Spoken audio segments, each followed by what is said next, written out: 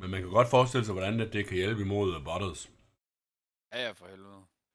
Men det bliver noget, altså, det er stadigvæk shitty, men det bliver noget nemmere, når du får fuld, så kan man faktisk holde den kørende stort set hele tiden. Altså, der er lige tidspunkter, hvis du skal virkelig højt op, så kan man godt finde sig selv, hvor man lige mangler lidt.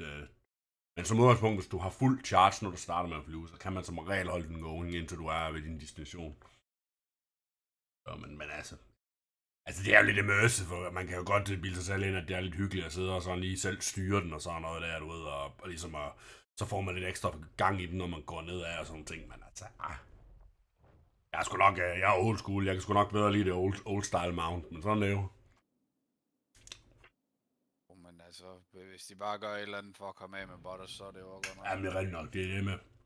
Det var helt vildt, du ved. Det var sådan noget med, at 20 druids, de fulgte hinanden i travel form, og så hørbede og minede i røven af hinanden. Sådan. Det var ligesom der i starten af Classic, jeg ved ikke om du kan huske der, hvor der bare var multiboxers overalt. Jo. Men hvordan er multiboxer, er det ikke blevet illegal nu, eller hvordan fanden er det der? Jo, det må man ikke i Ja. Classic. Det er dem også skød gameplay, altså. Det er helt vildt, altså. Bare, altså. Det ødelægger det også bare for alle andre, det er mere det. Ja. Det var sgu, altså hvis det bare var fordi, man rendte rundt ude i worlden og... Ja. Lige mig. Ja. Og så noget, så var det sgu ikke noget problem, men det er bare... Ja. Du ved godt, hvordan det er, altså folk de sidder bare der, og de sidder jo kun på det der, fordi de vil PvP, altså ja. Det er the only reason. Ja, og de er jo shitty, så de får jo mega dæk normalvis, så er de nødt til at sidde og få sådan en eller anden edge. Ja, lige præcis. Ofte med cancer. Nu mangler jeg kun de sidste 3, men det er da også dem, der giver allermest, kan jeg se.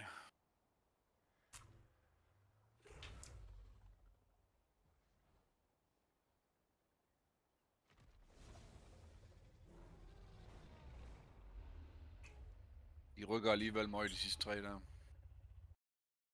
Men ekstra vigger og...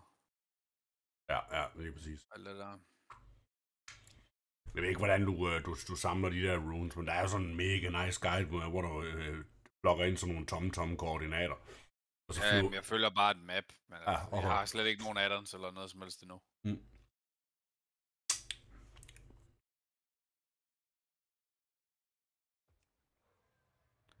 Fuck, altså, de her void former og alt sådan noget, ikke? Det føles virkelig ikke særlig engaging i forhold til, hvad det gjorde før. Det der med, at man sådan skulle prøve at holde den kørende, og du ved, prøve at holde sig selv ind i void form så meget som muligt af fighten og sådan noget. Ja, jeg kender slet ikke Shadow Priest. Jeg ved bare, at der er mange, der snakker godt omkring dem. I PvP i hvert fald. Altså, de er strong, men det føles på en anden måde, end det gjorde før, ikke også? Der var det jo sådan noget med, at man skulle holde sig mest muligt inde i void form, så lang tid som overhovedet muligt. Ja. Men nu er det jo bare en standard DPS cooldown, ligesom alle andres DPS cooldowns. Så det er både godt og skidt, jo. Ja.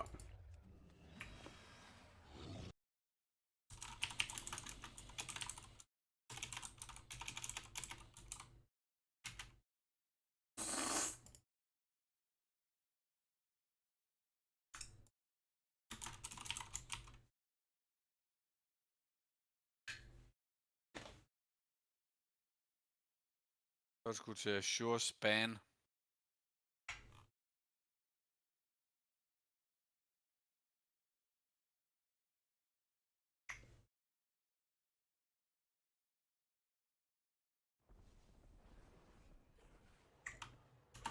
Nå, vi skulle nok have en charmen egentlig til noget BL. Nej, vi har jo sådan set i Vågen. Nå, ja, nu fik vi jammer lortet charmen. Det hele var det jo bedre, at vi fik noget cloth. Ved dig, så I kunne straight loot. True, men ja, det er rent nok, det er ikke alt for mig. Jeg blev gearet lige løbet nu. Jeg har kun lavet 2-3 dungeons eller sådan noget på max level so far. Ja. Det går lynhurtigt. Ja, det er sådan set fint nok. Det er godt nok, det tager så lang tid. Altså man kan sige, at bisgear og sådan noget, det tager selvfølgelig stadig lidt tid, men det der med sådan lige at få det der generic set armor der, det er sådan, hvor du godt kan være med. Altså, der er store forskelle på best pieces, og så er generic set, den er klar over, men alligevel det der med, at man godt sådan kan følge lidt med. Altså, jeg har jo ingen set pieces endnu i, og de er jo mega strong. Og så altså, når du så kommer op imod en anden Moonkin derude, der har set pieces, så har man jo et problem, altså, men jeg kan sgu godt sådan rimelig følge med, men alligevel, altså, det giver bare mig det der set bonus pis der, det er fandme vigtigt i PvE. Hold kæft, mand, det er helt sindssygt. Jeg assumer, det er det samme for Shadow Priest, men for Boomer, der er det med Alpha og Omega, jamen selvfølgelig er det. Altså, det kan man jo sige sig selv. Altså, så er det jo i alle expansions, så der er jo næsten ikke nogen expansions, hvor set pieces, de ikke har været Alpha og Omega, altså i PvE, altså du ved, 2 og 4 set bonus. Der har måske lige været få expansions, hvor man kunne have diskuteret, om 4 set bonusen var det værd, og sådan noget i der, ikke? Men ja. Det er sjovt i Classic, der er de jo... Der er de jo, Blizzard, de har jo buffet gradet ind i Ulduar, så det er bedre vs de andre, du ved, high level er højere. Men jeg tror, de har buffet sættet der, deres, altså class-sætsene, class-sætsene, du ved, så skal man til at samle alle mulige off-pieces, som ikke er class-sæt. Hold kæft for boring. Ja. Altså. Det er bare, det er ligesom om de bare ikke fatter, hvad det er, der er fedt i det her game. Ja. Nogle gange, altså. Det er jo lort. Det er jo lort at sidde og være subpar, fordi at man skal sidde og det er også det, altså. Jeg tror også, det er derfor, der er så mange, der rated i Classic Vanilla der, ikke også? Fordi der var du sgu, bare du havde tier 1 gear, så var du sgu nogenlunde med. Ja. Altså. Ja. Indtil der kom tier 3, jo, det er klart, men altså. Det er jo også, der er expansion jo også slut, så det betyder jo ikke så meget.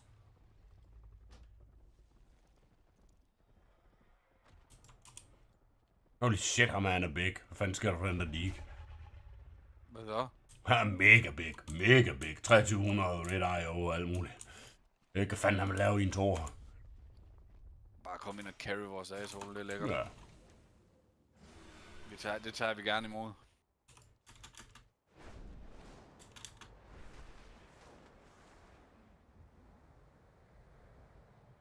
Din computer, den bare totalt bag, eller hvad? Hvad siger du? Min?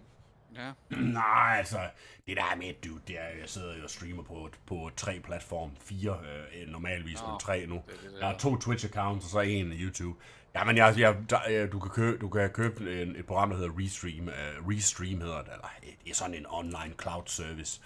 Men den går simpelthen ind, og så deler dine streams ud, altså, så er det mega nemt så ud. Altså, du skal kun lige plukke det ind, og så streamer den samtidig selv til alle dine 3 kanaler, eller hvor mange kanaler du nu engang har. Og grunden til, at jeg gjorde det, jamen det er jo selvfølgelig, fordi jeg er blevet permanent på min fucking Jobbik D på Twitch, så det er jo fucking nederen, ikke? Og så kommer til at starte fra scratch, men det er jo ikke fordi, at der overhovedet ikke nogen som helst flourishing career, streaming career der eller noget, men altså, det er lidt, jeg havde, det er jo totalt gone, ikke? Og altså, det er jo fucking nederen, man skal stå og, du ved, der er jo ikke, at starte fra ny på Twitch er jo næsten umuligt. Altså, du skal virkelig være karismatisk og pisse lort, ikke? Og, og engagerende, og det er jeg jo slet ikke, altså, jeg sidder jo bare og chiller, altså, for fanden, når jeg lige har 2 timer, så hvad det hedder, så har jeg jo ikke overskud til at sidde og putte on en eller anden, det har jeg ikke givet heller ikke, det er ikke mig, altså, du kender jo mig, jeg sidder sgu bare gamer og chatter, det er det. Ikke noget med at sidde og spille op til lige, og sidde og, jo, jeg kan sgu da godt, hvis jeg spiller CSGO, men det er nu ikke så meget for, det er sgu ikke for, altså det er ikke fake, hvis du forstår det, ikke noget, jeg bare påtager mig, det er sgu fordi, jeg sidder og hygger mig med det. Jo. Sådan er det. Det er altid sjovt at spille lidt CSGO. Ja, hvad fanden er det her ikke, det er sgu da stadig normalt. Hvorfor fanden, var det raid quality, det var sgu da raid difficulty, jeg ændrede. Hvad, får man sommerene, eller hvad? Jeg kan lige prøve at, jeg strugglede lige med, at dungeon, den var normal.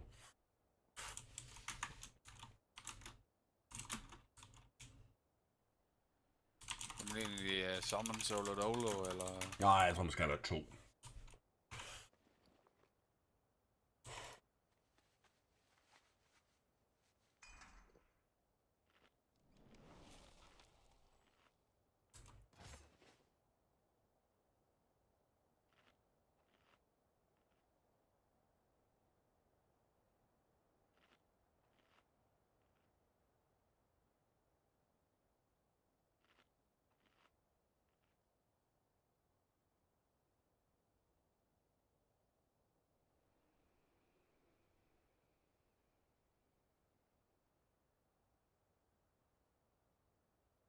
det kommer lige om 2 sekunder.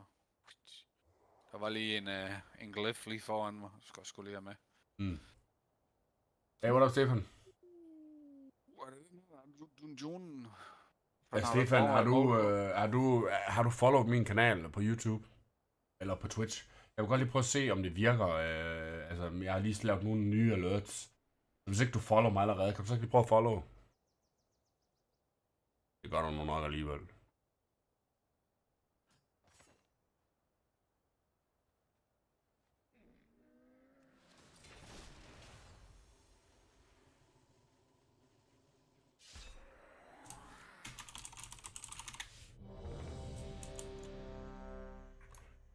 Ja, jeg ved ikke. Sådan noget som flasks og sådan noget, de er ikke så forbandet dyre, så det kan godt sådan være...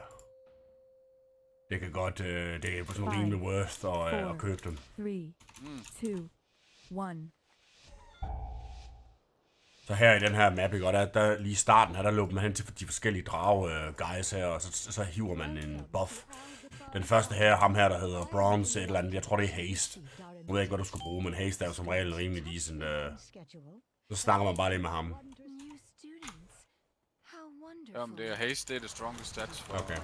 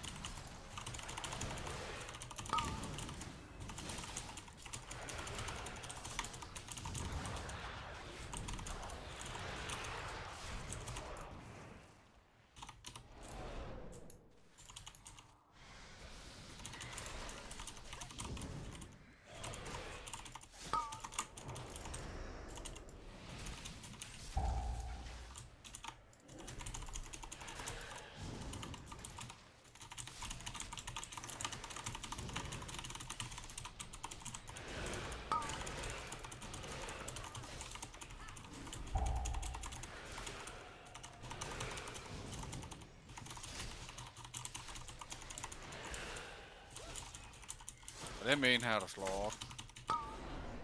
Please excuse the mess. It has been quite some time since students have been here. I'm just putting together my lesson.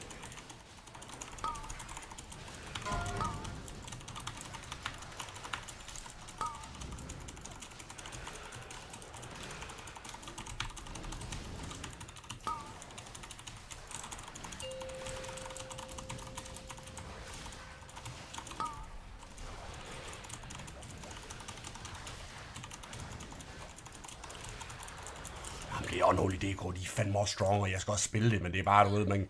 Jeg gider heller ikke at tanke i de her, altså jeg synes, det er fucking lort at tanke i Mythic Plus, for jeg gider ikke alt det her med routes, altså det er slet ikke noget for mig, det der med at, min-max routes, du ved, jeg hader det i alt, jeg hader det i alle expansions, og Classic er det jo kommet til nu, det der med min-max, jeg gider ikke sådan noget lort, altså det siger mig ikke en skid, jeg vil ind og pulle 5 packs, og så sidder og synes, det er sjovt, og så, altså, du bliver straffet her, hvis du puller for mig, jo, ikke?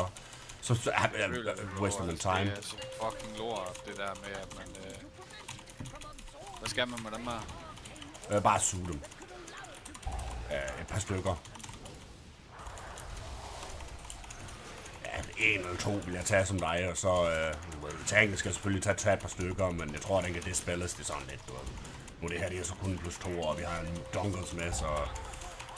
Vi præsterer jo 60 KDPS lige pt, så...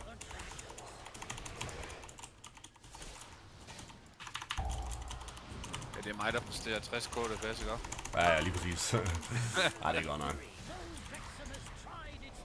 Ej, det er ikke så galt, jeg lod mig fortælle i går med Pølle af Shadow Priest, det er rimelig strong. Ja, det tror jeg, de er. Altså, PP er de i hvert fald, det ved jeg, det har jeg hørt flere pro-spillere, der siger. Jeg mangler kraften. Ja. Det må jeg bare sige, altså, det plejer bare... Hver eneste start expansion, ikke? Og der plejer Shadow Priest bare at stinke kokken. Ja. Jeg vil lige prøve at stakke bare lidt op det lort her. Ja, men de har et mega vil følge med. Der går lidt tid, så hopper de lidt rundt. Det er bare nederen. Den eneste måde, jeg sådan har at spread mit lort på, det er jo Ja, men du ved, folk de er jo ikke interesserede i at hjælpe med at pulle noget som helst sammen. Altså, selvom de kan interrupt, så er det hele lidt nemmere, så gør de ikke det. Altså, det er altid noget, det pisser meget fuldstændig af. Man kan sige, som DK der har du selvfølgelig grip og sådan noget, men altså, det er jo global, så sådan noget, jeg skal bruge hver gang, ikke? Og der er jo alle mulige andre ting, jeg skal holde mig selv i live, så det er sådan lidt... Det er fandme en gang imellem, så folk de kunne kraftigt godt tage lige at hjælpe med at pulle together og sådan noget. Specielt i den der Bracken fucking lorte dungeon, ikke? Der er jo så mange casters, jeg kan ikke grip. Så jeg relyer på, at folk de kan finde ud af at fucking interrupt, så vi kan få pullet dem together, men det sker jo ikke, og så står man bare der. Altså, Men der er ikke mass grip mere, eller hvad? Jo, det er der, men grips, altså der var nogle mobs, de kan ikke grippes, og mass grip har jo også en 1 minuts cooldown, så det er sådan lidt, du ved. Men altså, man spiller faktisk ikke rigtig med mass grip. Lige nu, der jeg tog den faktisk lige i den her dungeon, fordi jeg tænkte, nej, fanden nu skal vi til at lave big pulls. Men som udgangspunkt, så tager du den faktisk ikke, men du har så double grip i stedet for, det er sådan en nyt talent, hvor du har 2 grips, der så kører på en CD uafhængig af hinanden. Og så har du jo et andet talent, der hedder, der kalder den for Grabby Hands. Det var et talent, der kom i Shadowlands med en af de der Covenants. Det er simpelthen, hvor du har en masse hænder, grønne hænder, der slider ud omkring dig, og de både gripper og laver damage og alt muligt. Det er sådan en cooldown, DPS cooldown, du ved, og så er det ret nice. Så popper man den, og den varer i 10 sekunder, eller sådan et eller andet, det går, eller 6, eller hvad helvede det er, og så... jeg kan lige pulle den her ud, den her, der kommer her. Den der. Så sidder den sådan lidt stille og roligt og gripper og sådan noget og laver damage. Det synes jeg er ret nice. Der er lidt ligesom Cyclone Strike i Diablo. Ja, faktisk. Det kan man godt sige. Ikke Sweeping Winds, er det ikke den, man kan få sådan en, der bare render og suger ind? Ja, lige præcis. Jo. Jeg tror måske, at de har selvfølgelig stjålet lidt idéer. Cross platforms, eller hvad man skal sige, men det er også... Sådan noget her, det er rigtig base som Shadow Priest. Ja. Sådan noget, hvor det har ingen liv og sådan noget. Men jeg når jo nærmest kun lige at dotte en, og så er det overstået. Ja. Den der DK der, han munker dem bare i A-solo. Ja. Sådan nogle non-elite mobs her. Den her boss, den fatter ikke en skid af, hvad det går ud på. Det der ja, men ja, du skal spille bold, eller der kommer sådan nogle bolde, og så hver eneste gang, du har scoret 3 gange, så kommer han ind i en ny fase. Og plus at han bliver stunned og sådan noget. Så altså, jeg er faktisk ikke helt sikker på, hvad der sker, hvis ikke man gør det. Altså, så er jeg lidt i tvivl om det så er lort. Altså, det er vel nok fordi, han har gang i en eller anden special ability. Han har jo 2 forskellige abilities, eller phases, kan man sige. Du ved, der er 2 goals, kan du godt se. Der er goal of the Searing Blaze, og så er der goal of Rushing Winds. Og så er det jo sådan noget med, at hvis man scorer på Searing Blaze, så stopper den med det der brand i gulvet, men omvendt, så har du så den der Rushing Winds at deal med, eller jeg kan ikke helt lide. Den plejer at være easy. Er der ingen alerts, Nike Talks? Damn, det troede jeg. Er det hvad for en er du på? Er du på A-Spoon, eller er du på B-Spoon? Åh, for helvede. Nu er jeg der og kigget. Det er sgu ikke for sjov, den der, hvad hedder DK, han har mere liv end dig. Nej, det er bare straight up eye level, det er fandme strong. Han har jo 391 eye level.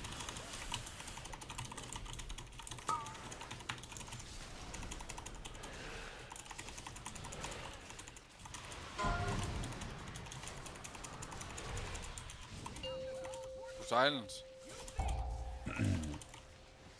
Ja, han laver sådan en deafening ting, hvor man skal stoppe med at kaste, du ved. Ja, så har vi lavet en eller anden, jeg ikke lige kendt noget til. Han lavede et eller andet, det gjorde han ikke, det gjorde han ikke sidste gang, var det der med, at han spewede et eller andet, der knockede en væk. Så nu bliver han stunned, fordi vi scorede 3 gange. Nu går han så over i hans nye phase lige om lidt med det der Rushing Winds, tror jeg. Så bliver det sådan noget med, at vi bliver skubbet. Tror jeg. Nu kommer Deafening Switch igen. Det kan være, at vi slet ikke når at se den face, fordi vi... Vi er ballet så hårdt. Ja, ja.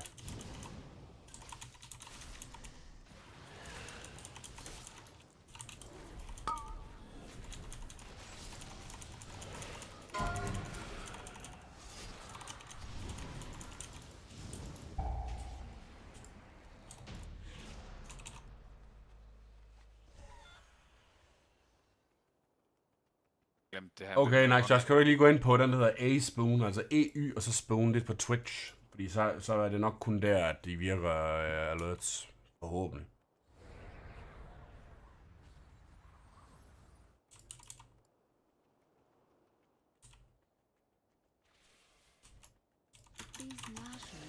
grow wild while we were away. Please. Hello, sir! The light magics of this place.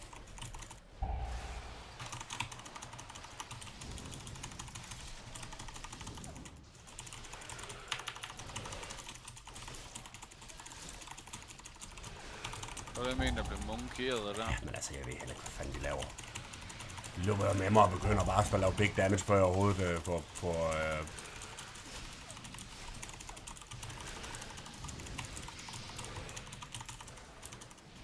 Jeg mistede min Shadow Crash. Der var der ingen, der fik dot på. Fordi de blev bare ved med at blive løbet rundt i cirkler. Der tænkte jeg der, nå, så fuck it. Det bliver nu.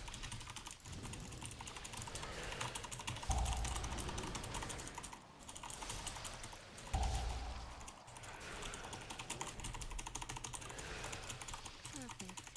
We are just about. Wait. Ja, den virkede der Nike Shocks inde på min main account. Jeg skal lige have fundet ud af, hvordan fanden jeg gør det på...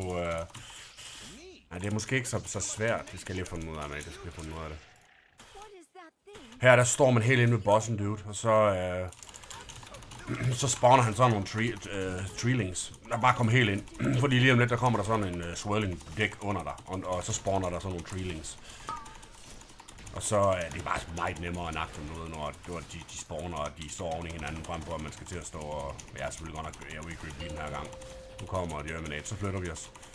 Og så flytter vi os igen. Og så flytter vi... Normalvis så her, ikke? Og der tager man jo... Nå, jeg kan så åbenbart ikke grippe dem, når de er i den der tilstand. Men normalvis så flytter man sig sammen, du ved, som hold, eller hvad man skal sige. Det er sådan ret nice, hvis man står oven i hinanden.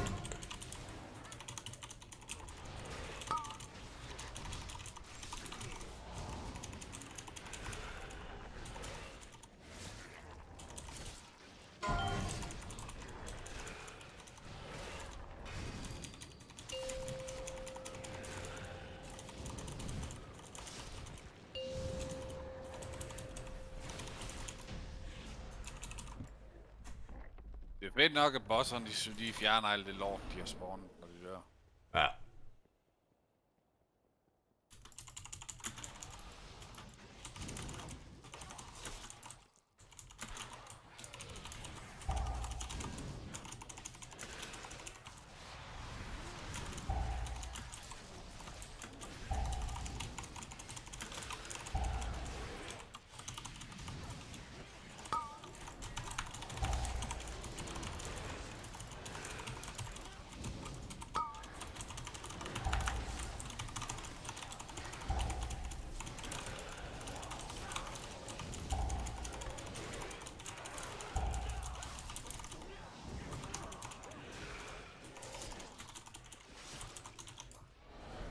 Greetings, New. Who are you? You are not registered here. These are sacred halls of learning. Det er ligesom du streger der. 20 minutter igen.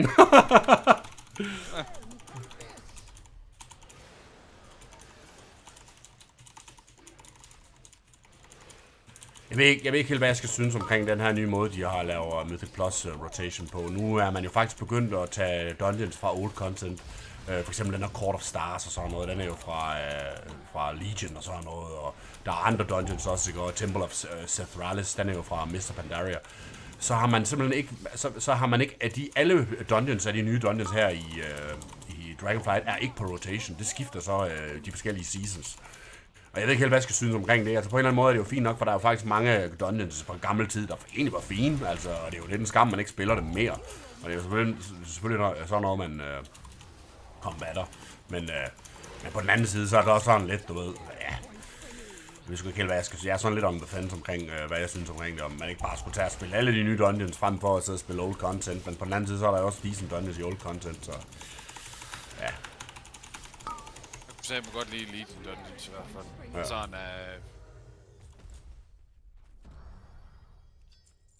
Og så man no loot til Dundeggy.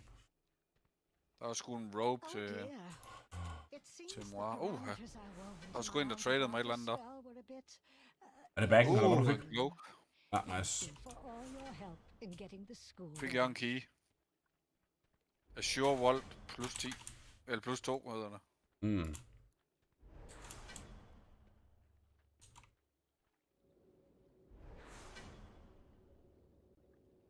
Og jeg har stadigvæk glemt at få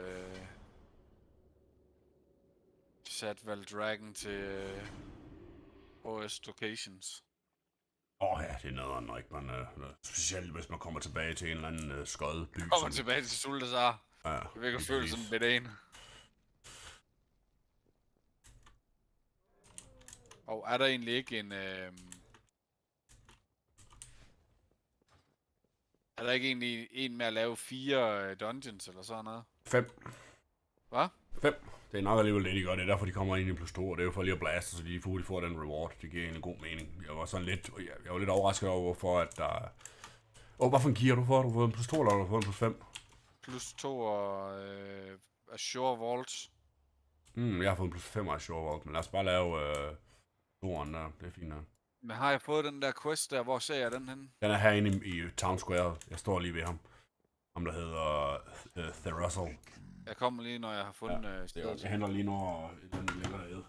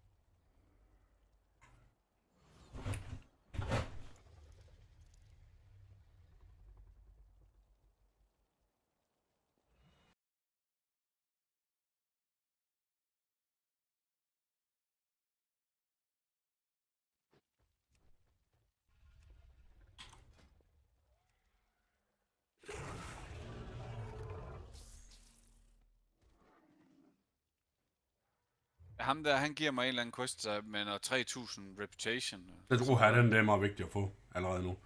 Alle de der, de giver sådan nogle gode, de giver chance for good items. Han giver mig ikke en med 4 dungeons. Han giver mig en med time walk. Så er den.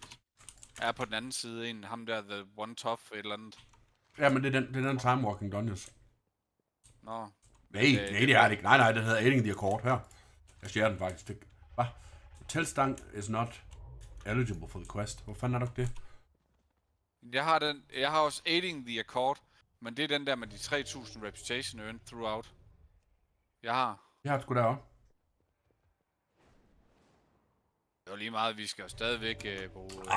Nej, det er selvfølgelig, det er mig, der farter, dude. Det der sker ikke, og det er sidste uge, der var det nemlig Mythic Dungeon. Ja, det er noget, jeg ikke at lave, desværre. Nej, lige præcis. Og nu er det så time walking. Ja, men så giver det stadigvæk ikke mening, hvor fanden ham der homeboyen, han... Jeg ved ikke, skal vi regne med ham med, eller han siger godt nok ikke noget, eller skal jeg bare kigge ham? Vi kan da bare høre ham. Ja. Hvad skal vi, 5'eren eller 2'eren?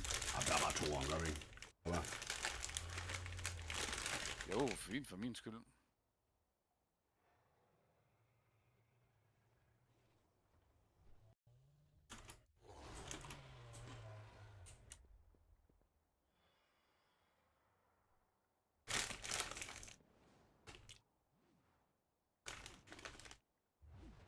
Der er noget, jeg så ikke kan sige nu. Nej, så der hedder pebernødder. Nå, men det var om han sagde noget. Nå, nej, det gør han ikke. Nej. Jeg tænkte, nej, jeg det gør ham sgu bare ud med ham.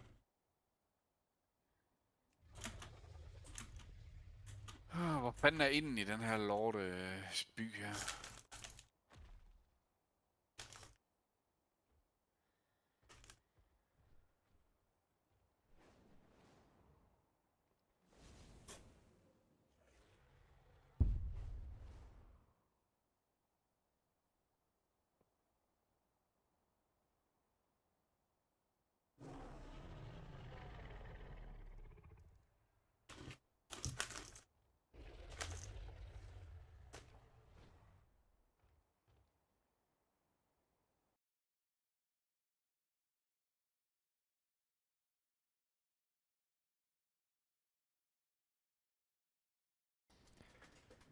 Here we have an Asus laptop.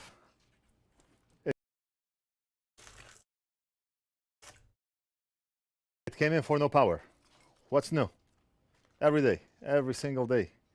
Asus, Dell, MSI. Asus, Dell, MSI. We have a couple of Lenovo's, but mainly Asus laptops. We already disassembled the board right here. I do not know the model, but I'll figure it out and write it in the title. Right now the charger plugs in right here. So I'm interested in checking out the power MOSFETs, and most likely they are in this area here. So let's take a look and see what's going on. I'm looking for the current sense resistor right there, and I'm gonna test at the current sense resistor or on the drain of the MOSFET. Meter in diode mode, and let's measure right here, and we have a short. Anytime we have a short, we're gonna grab our voltage injection tool, and we have it set to 1.2 Man volts. ikke Let's track just på en make eller it anden 1 måde, volt hvor even. tingene er. And we're Jo. gonna inject 1 volt at the Du bare shorted finde area en of the Guardian. MOSFET. Eller en Right Guard over hedder there. det. Men det er fordi, der er store gutter, And der that har lavet meter is skateboard drawing Guardian. 1.88 amps. Jeg mener, de So we do have a short. Now, when we inject voltage here Noget at sige om. at the shorted area of the MOSFET, whatever component is shorted to ground will get hot. How do we know which component is getting hot? Hvad sker der for en You can do it charmning, the der er old-fashioned bare way blevet where you butcheret feel helt with your vildt. fingers, and I do not recommend that Oh, it's because old school. unless you have a lot of time on your hands, and of course you have to have very sensitive hands because Virkelig, du sometimes ved, bare det der the heat is med, very minimal. det er sådan nogle utility stats og sådan noget, det der fucking boring. Ja.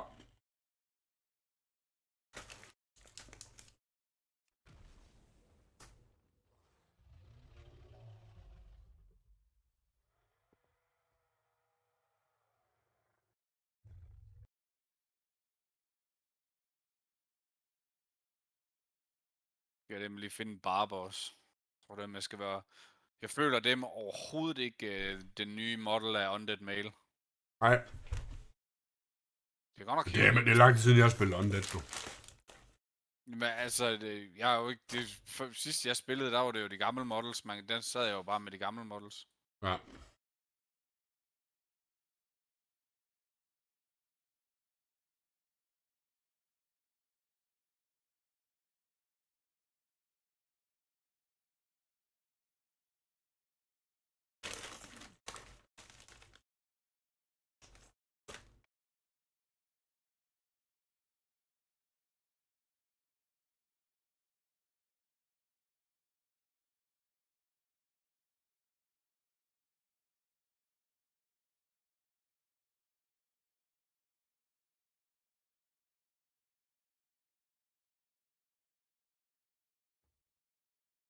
Men er der ikke nogen barber i den nye by? Nu må jeg altså afklare mig. Jeg ved faktisk ikke, om der er, men jeg synes, jeg er lidt i tvivl. Jeg kunne ikke søge den ved garden. Skal vi rykke? Eller er der bare ingen? Men det er sådan lidt, du ved, hvem fanden skal man lige tage med, fordi det er alle sammen sådan nogle shysters, der har en eller anden shit homie. Mm.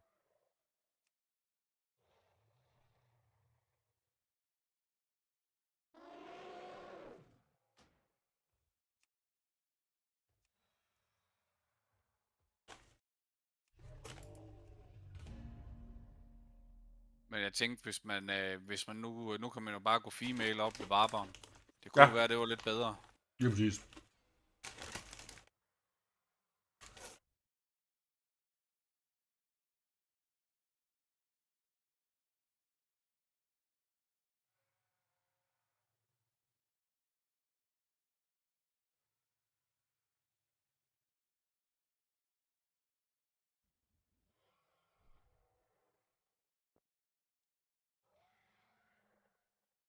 Det kan man måske... Jo, man kan godt tage body type.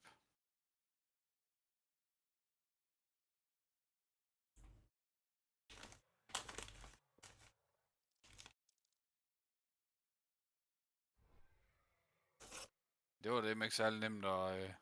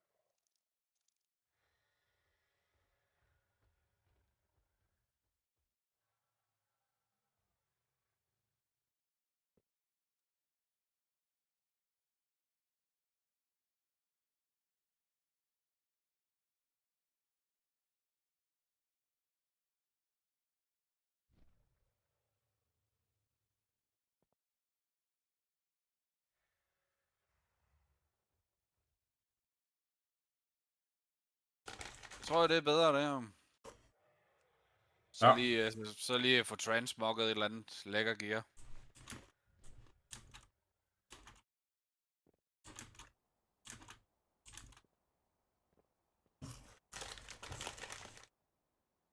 Fuck, Undead, de har fået store shoulder pads.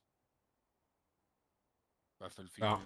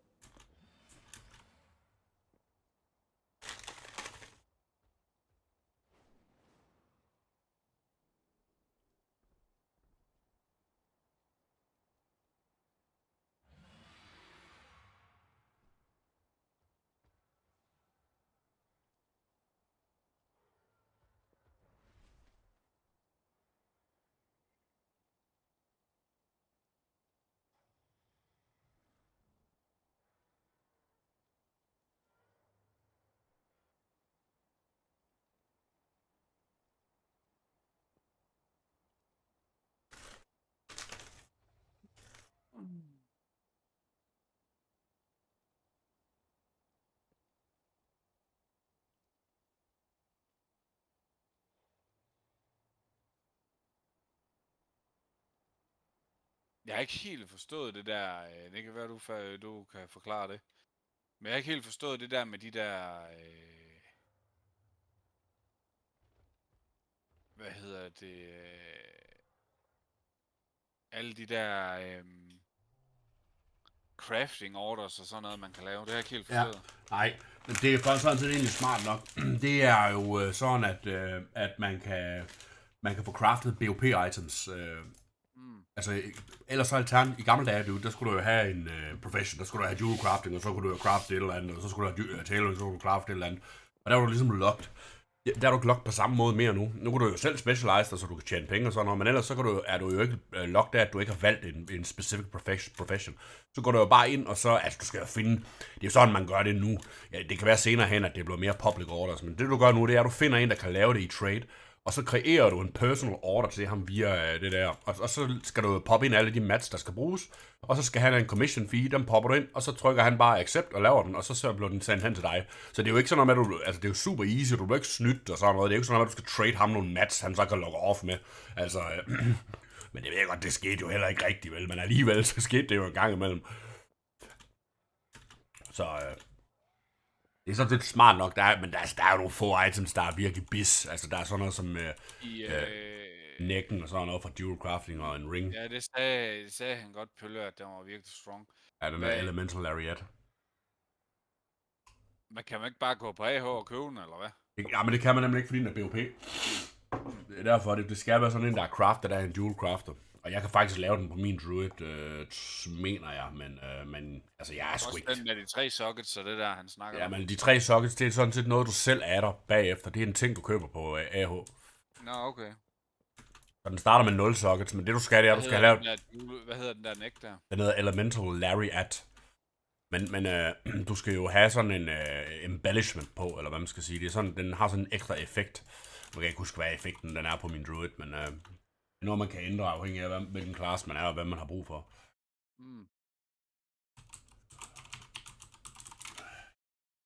Så er det sådan noget med, at jo højere item du laver, jo flere ting kan du få på din... for eksempel det der med 3 sockets, det kan du ikke, mener jeg ikke, du kan få på base-modellen. Der skal du op og have en vis item level på nækken og sådan noget, men du kan altid upgrade nækken. Så det er sådan set ikke så det store problem, altså fordi du lige... hvad fanden han skrev sgu da, den der lorte healer? Hvor fanden er Portal Room i Orgrimmar? Det er på vej ud mod... ja, hvad hedder det der ude? Ud af byen, eller? Ja, ud af byen, ja, så drejer du til venstre, i stedet for at dreje til højre. Der hvor at tunnelen der, den drejer til højre, hvor du egentlig plejer at følge nu, så drejer du bare til venstre, så ned i en kælder.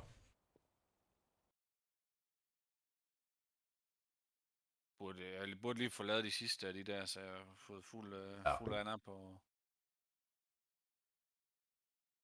Nej, Sox, ja, det regner jeg med, men altså, jeg regner med, at den her A-Spoon, det skal være min main account, fordi det er faktisk min helt første account på Twitch, jeg lavede. Den er så bare renamet. Ja, jeg er sgu ikke så altid tilfreds med navnet, men jeg sad sådan og tænkte, hvad fanden skal den hedde? Og alt det var taget. Så det blev det her, og så ændrer jeg sgu bare om 2 måneder, hvis jeg har lyst. Men jeg kan sgu ikke rigtig den anden base spoon, fordi du starter helt forfra derude med en follower og sådan noget lort. Altså, det tager jo 100 år. Det er jo slet ikke til at... Når ikke man er karismatisk, så, altså, jeg sidder jo ikke hverken og poster nogen steder omkring, at jeg er live og sådan noget. Altså, så får man... Det er jo stort set umuligt at få nogen som helst form for following. Jeg har sgu nok alligevel, selvom jeg bruger den her old account, men så er der det mindst nogle followers allerede.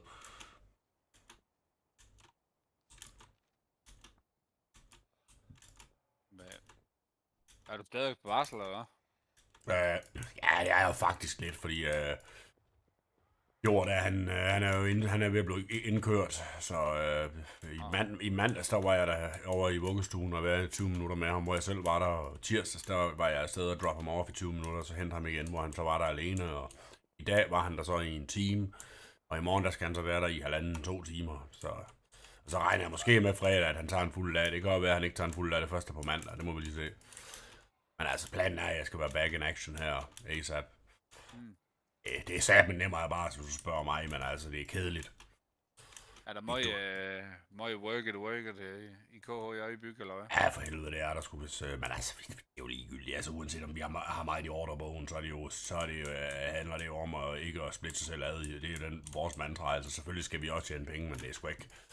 Altså, nej, det er jeg har givet, altså det er fint nok, altså jeg kan sgu også godt lide at tonse en gang imellem, ikke? Men ikke, altså, jeg har sådan lidt godt ud, sådan noget tonsarbejde, hvor man skal bruge mulleren, altså sådan noget som at nedbryde og sådan noget, jeg hader det. Det er slet ikke noget for mig.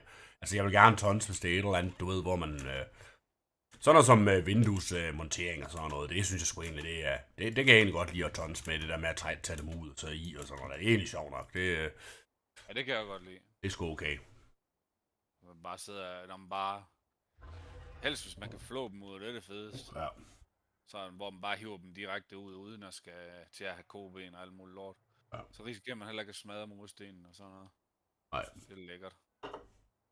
Vi går og laver sådan nogle... Vi går ind på Randers Kloster, hvis du ved, hvor det er. Ja. Jeg er ikke helt sikker.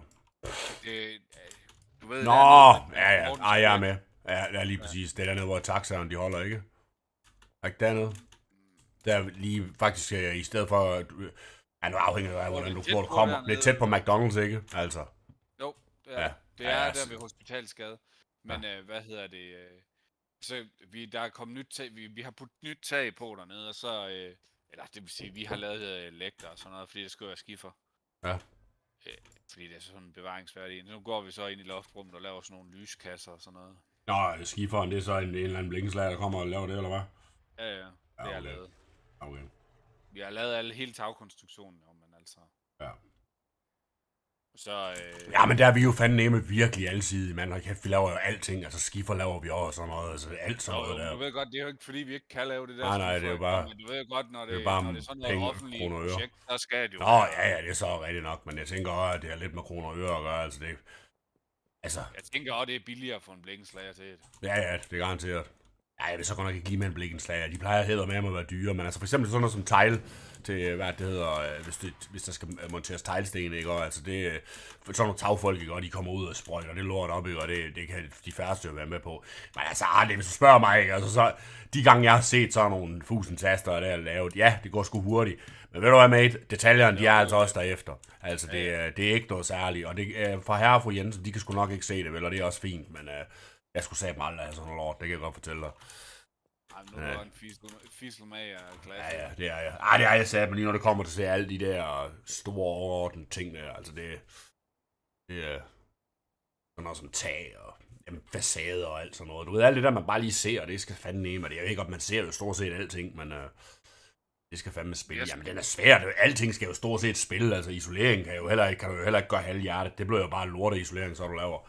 Altså. Ja, det er næsten det vigtigste, jo, kan man sige. Altså, jo, næst efter at tage det er tæt. Ja, altså. Men,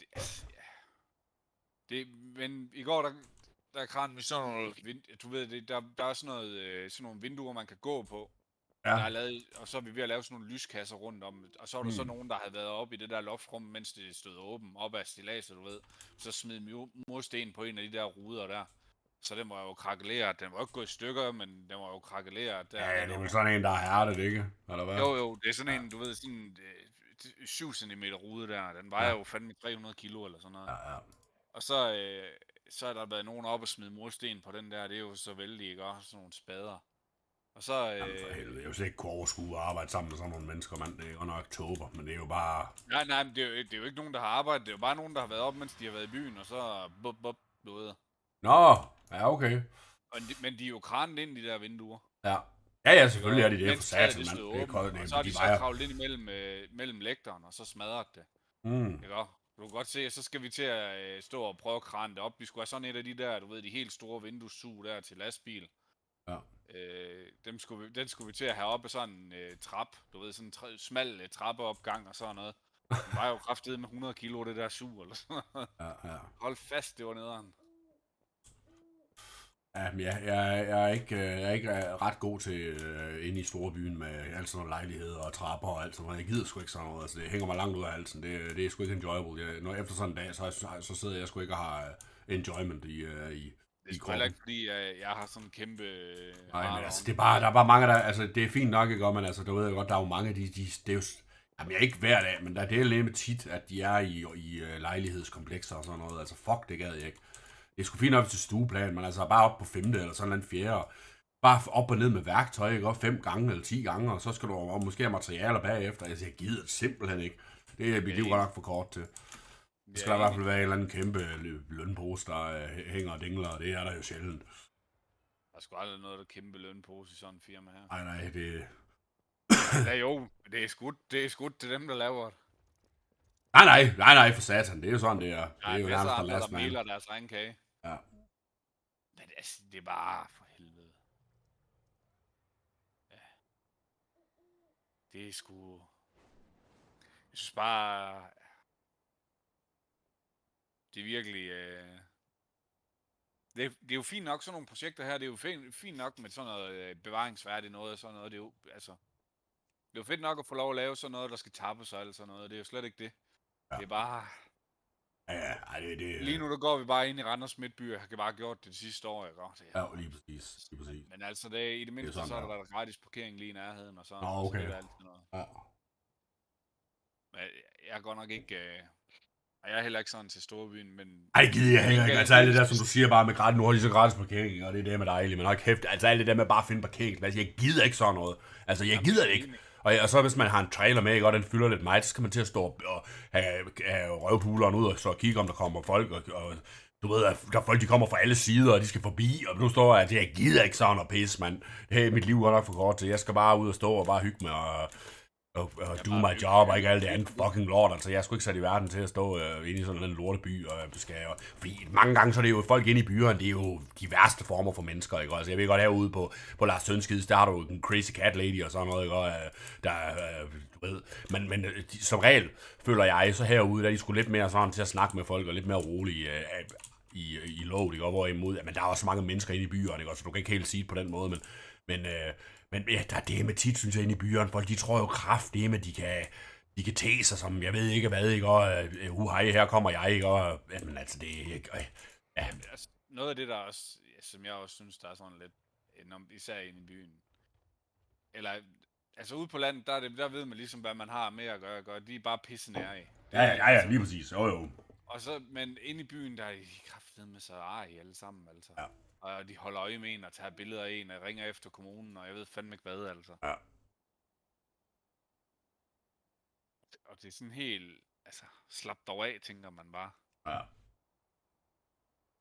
Nu mangler jeg 2 af de her fucking glyphs her, så er det et eller andet nede med den. Jamen så. Nej, det må mangle 3. Når der er en, man ikke kan få, eller hvad? Nej, jeg har i hvert fald fået det med det. Nå ja, men... Jeg synes da kun, jeg kan tage 2 mere, og så... Den sidste, den koster 5. Hvorfor gør han det? Så mangler du nogen. Hvis jeg holder hen over den her collected, så har jeg 12, 12, 12, 12, 10, 12 og 12, 12. Så jeg kun får 4 mere. Det giver ingen mening for mig. Nej, heller ikke for mig, fordi altså, jeg har alle, og jeg har også det der 12, 12. Du har alle de der flying nogen der? Ja, jeg har så.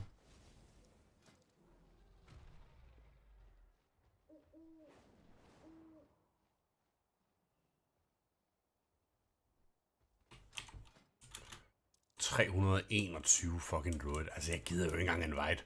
Jeg har bare sådan lidt andet, ikke? Og altså, 321, det viser jo bare noget, om man er en boon. Altså, du kan jo købe det mest usle gear for ingen gold. Altså, derfor er der jo meget højere eye level end 321. Det her gear, jeg købte her, ikke? Og det koster i rundt regnet 500G stykket. Altså, jeg ved godt, hvis man starter helt fra scratch, så har man måske ikke noget at gøre med, men... Sådan der. Nu kører vi. Hvor mange fanden starter helt fra scratch i WoW? Ja, det var det. Folk, de har som regel en eller anden pose af penge til at lægge. Hvad fanden var det for en dungeon, vi skulle i her? Det var... Sure et eller andet. Der har jeg været. Men altså, den her DK, det er faktisk ikke meningen, jeg skal PvE på den. Det er bare meningen, jeg vil PvP på den. Så det er sådan lidt, du ved, jeg burde jo ikke sidde og lave det her nu. Jeg burde jo bare tage Druiden. Jeg skal ikke sidde og lave både PvE og PvP på multiple characters i hvert fald. Det, min Druid, det bliver den, jeg laver alt på, og så skal jeg bare have en masse alt til noget PvP, så ud noget fun and games.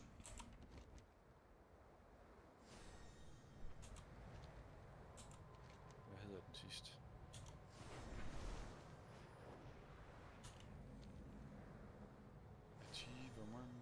Jeg er sgu kun fordi, jeg synes, at Blood DK, det er faktisk ret sjovt her i Dragonflight. Det er også ret strong, føler jeg. Ja, de fleste tank specs er nogle rimelig strong, men der er bare et eller andet over Blood DK, der bare føles nice, synes jeg.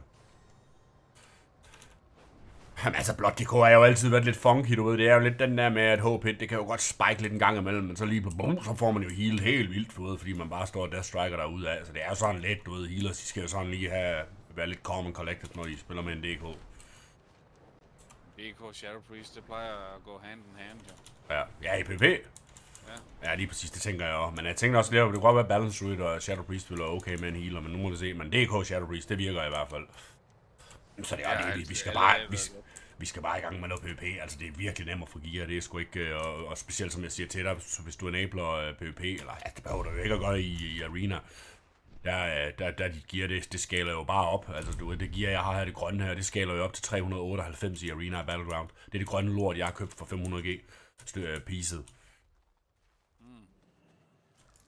Så det kan du sagtens være med på. Altså, jeg ved godt, det bedste gear, du kan få lige nu, det er måske 420, så ikke? Når du kommer ind i PvP environment, men altså... Jeg ved ikke, altså, selvfølgelig gear, det har sgu noget at sige, også, men mange gange, så er det også lidt skill. Altså, de allerbedste spillere i verden, de vil jo sagtens skulle klare sig med grøn gear. Altså, det er klart, hvis de spiller mod andre gode spillere, så kan det godt være, at de får nogle problemer en gang imellem, men altså... Gear, de har ikke den der samme effekt, som det havde i gamle dage i hvert fald. Altså det...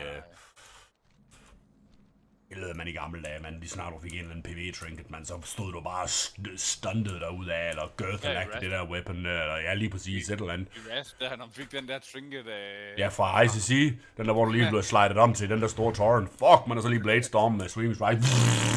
Der kørte bussen. Det var fedt. Ja. Nå, det er fordi, nu har jeg fundet ud af, hvorfor det er, fordi jeg mangler en i Onana. Plains. Onahara. Og hvad hedder den så?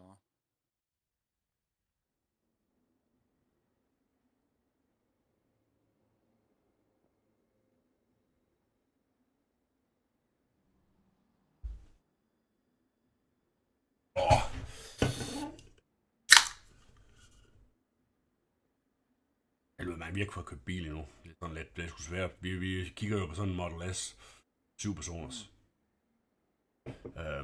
Og det har vi jo gjort længe. Problemet med, hvis du skal have en 7-personers Model S, så er du nødt til at købe nogen, der er lidt... Altså, jo helt andet, det er vi heller ikke råd til at købe en ny Model S. De koster jo fandme 1 million næsten. Men hvad det hedder... Men de 7'eren, der 7-personers, der skal du i 2013 til 2017 modellerne. Der kan de fås. Og det er jo en ældre bil. Men altså, dude, du ved jo godt sådan en elbil, hvor der er lavet af aluminium. Altså, den ruster jo ikke. Det er jo ikke en bil, ligesom en Gosler benzinbil, hvor der kan være alverdens ting, der altså...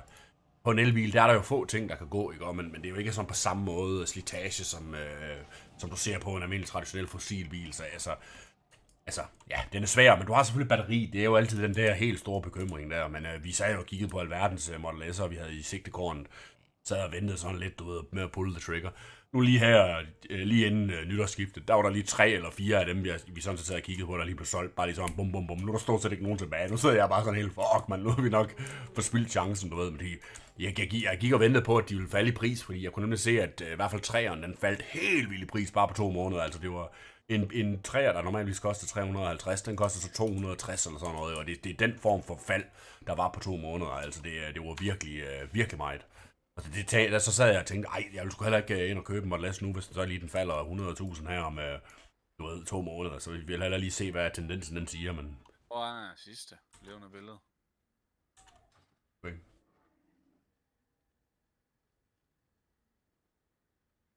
Jamen det, altså, ja. True, men altså, fuck.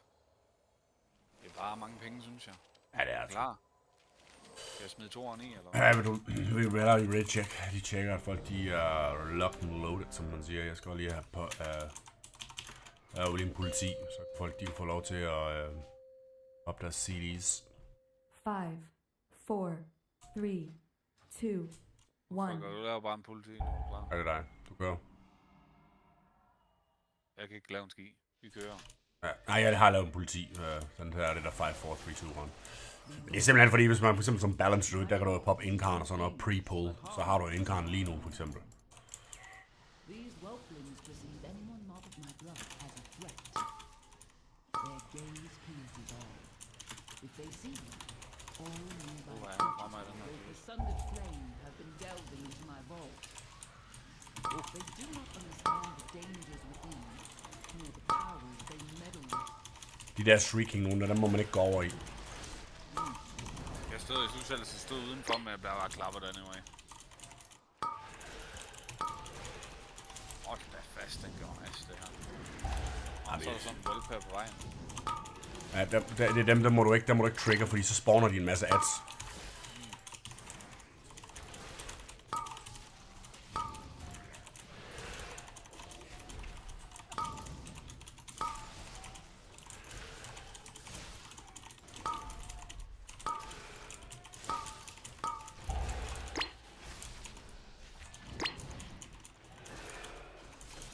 Stinker sgu lidt gear home, boys. Ja. Du skete det så alligevel. Jeg stod bare her en back og lavede big debush. Jeg ved ikke, hvad fanden der gjorde det der. Det er lidt skidt. Jamen, der er ingen nu. Ja. De der... Enten så skal de nakkes, de whelps der. Men det er fordi, når nogen der lover ind i den cirkel her med de her streaking whelps, så laver de sådan en screech. Og når det screech, det er out, så de her forstenede gutter, du ser, så bliver de brought to life. Og det er sådan nogle fucking nederen guys, du ved, der bare stonker, altså. Det er instant key depletion, hvis du popper den på hierarchies. Altså det er så folk, de skrider, fordi det er simpelthen for big hassle. Altså det er ikke til at nakke. Men altså de der whelps, de kan sagtens nakkes. Så altså hvis man ser, at man er ved at pulle dem, så er det jo bare med at få dem nakket i en helvedes fart, eller få dem stunnet. Jeg ved ikke, om vi kan det her uden at pulle. Det kunne vi ikke. Det er det, der er sådan lidt kissom.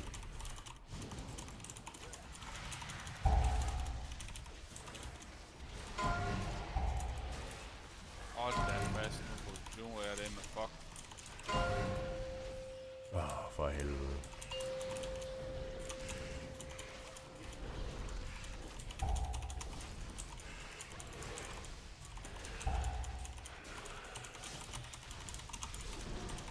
Fuck, man, jeg har været død af mange gange allerede. Jamen, de her mobs, de er jo super nederen. Det er jo slet ikke meningen, man skal pulle dem. Og så er de der Crystalline Thrashers, de laver sådan en... eller i hvert fald de der Crystal Fury der, de laver sådan en frontal, du ved, den der cone-ting, der du ser, de kaster ud. Det vil sige, at man skal lige passe på med at ikke at være... altså, tank skal selvfølgelig... Jo, men det kan jeg godt se, man. Ja, der sker en masse. Total unplayable her fra start af. Det var bare munket skider. Ja. Bare hop ned her. Ja. A little garden somewhere. It looks as though it has grown wild over the years. I will need you to prune it. Altså, tanks, de er strong, men altså, man kan som regel finde en shit-gruppe på når alle dem med godt gear, de ligger under tanken, så er det ret skidt. det er vist kun den der DH, der har godt gear. Jeg tror faktisk ikke rigtigt, der er nogen her i den her gruppe, der har ret godt gear. Det er sgu ikke den der stunner-gruppe, ligesom før. Men det er også det, der er problemet jo med sådan nogle pulls her, ikke? Og det er jo, at når så man har skøjet DPS, altså for eksempel sådan som DH'en, altså han har jo meget utility, stunts og sådan noget, og det bruger han garanteret heller ikke. Men altså det er jo det der med, hvis DPS'en ikke er der, jamen så sådan nogle pulls, der egentlig man vil godt vil kunne klare, dem kan man så ikke klare alligevel, fordi at det tager for lang tid, og de får mobsene for mange abilities af og sådan noget, ikke? Og det er jo sådan, DPS'er er ikke så ligegyldige, som det var med en gang, altså DPS'er har jo aldrig været ligegyldige, men du ved godt, i gamle dage, der DPS'en kunne man jo bedre sådan slide med, uden at det ville være det store problem. Der snakker man jo bare om, man skulle have en god tank og en heal, og så kører bussen, ikke? Altså det er ikke helt det samme mere i Mythic Plus, der er sat, men jeg vil næsten sige, at det er DPS'en, der er vigtigst. Selvfølgelig tanken skal vide, hvad det er for en route og sådan noget, han skal tage. Men altså i det store hele, hvis ikke du har DPS'en til, så når du Keen færdig. Altså det er, altså der er stor forskel på DPS'er, altså der er nogen, de kan sgu ikke, de kan ikke hold it down.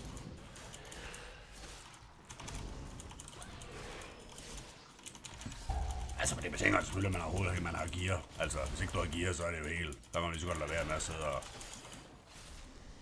Ja, de her zones her, man laver, dem skal man bare stå væk fra hinanden med, eller hvad?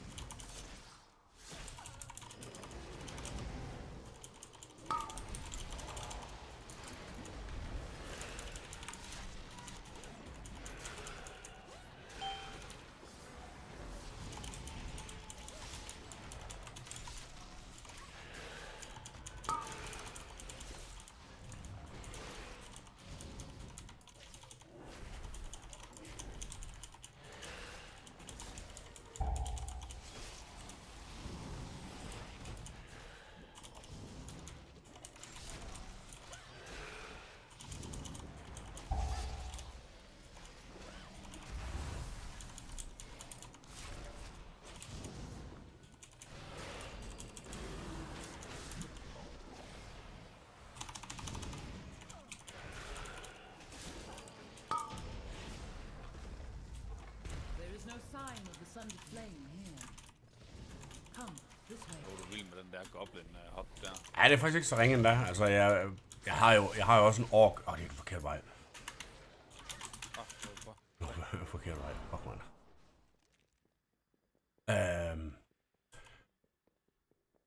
Hvad det hedder, jeg har jo også en ork DK, der allerede var levelet, men ja, og den er også strong, og det er også den strongest, det er der ingen tvivl om. Men jeg havde bare sådan lidt, den sidder på en anden server, hvor jeg ikke rigtig har nogen goal, og den her goblin, det føles sgu godt at have det her jump, altså. Jo, man kan lave meget play med det der hop der. Hvad er det, foregår der her? Man kan ikke silence det der streak. Nej, man skal stunne eller grip, som jeg gør der.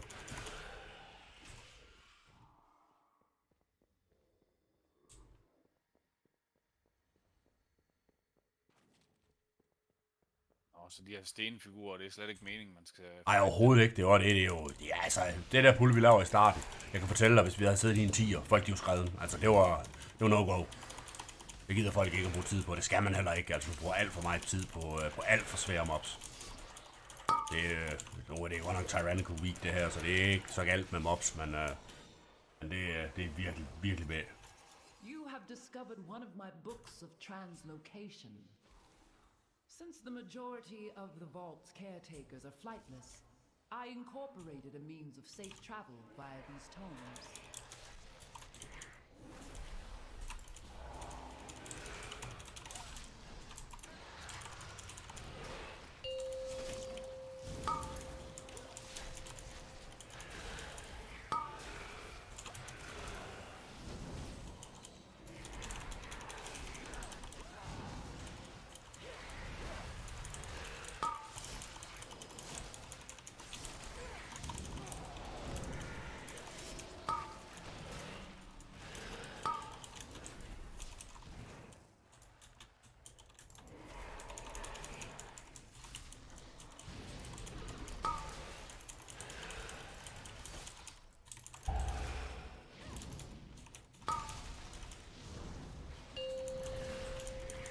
Ej, nu er jeg slæbt.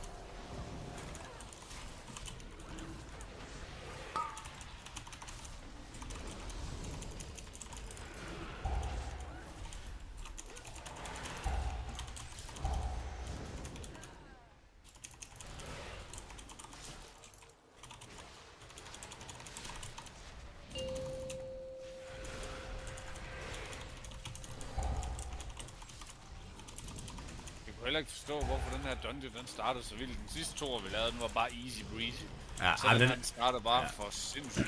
Ja. 10 deaths. Men den er jo faktisk... de her mobs, de er jo lidt uundgåelige, kan man sige. Dem skal du nok, og de her mobs, de er svære. Altså, nu er det her igen Tyrannical Week, så går det jo, så er det jo ingen problem. Hvis det er en Fortified Week, og dem er det er jo hver anden uge, der er Fortified Week, så er mobs, de er jo enhanced.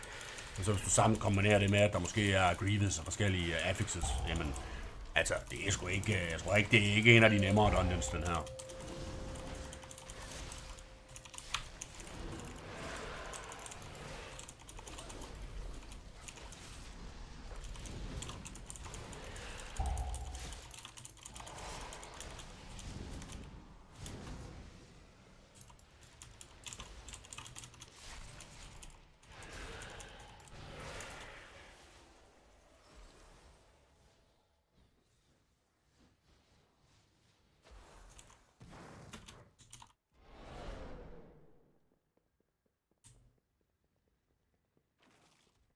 Hvad så? Det var forkert. Nå. We're doing the wrong. Ja. Jeg har jo ikke været her før, så jeg ved ikke. Nej, jeg sidder og bare farter, mand. Den der charme, ikke, hva'? Han skal bare ikke talk big, men altså, han sidder godt nok og har en fest, men han sidder jo selv og pumper fucking 15 KDPS med 370 eye level. Ja. Men det er helt okay. Du ved, hvordan det er, bro. Altså, folk, de snakker bare lort for jer. Ja.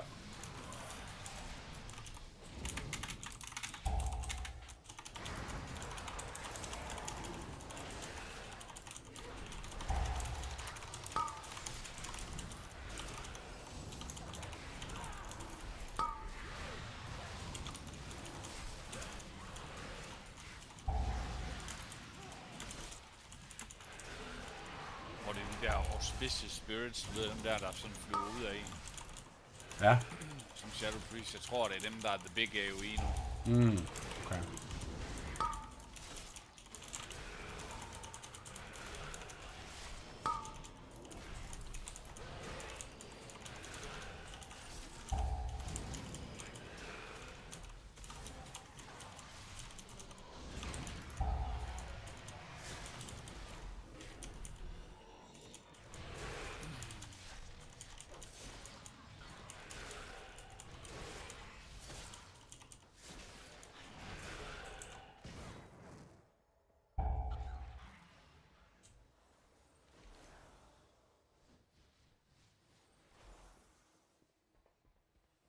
Drunk. Det er bare det. Det go-to. Jeg fuckede det med min fod op lige inden jul, man. Jeg brækkede lige rigtig rundt. Det var dem lækkert. On job, eller hvad? Ja. Jeg tror lige, de der oppe på den der kirke der skulle de sådan kittes og sådan noget, de der... Ja. Og så har vi sjovt og lagt sendinger ud op i det der loftrum der, så det hele ikke bare bliver snurret ind i pis. Ja.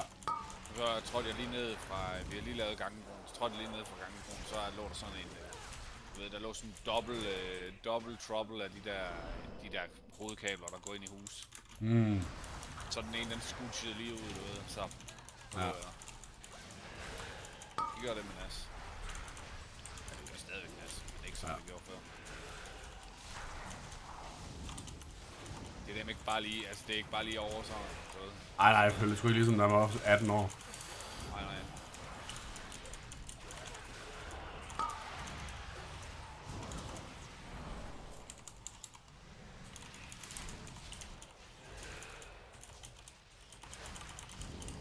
Vi går ud fra, det er en boss sammen, der står derinde i midten her. No, mine. It is all mine. Me, take care of them. Shred you. My magic.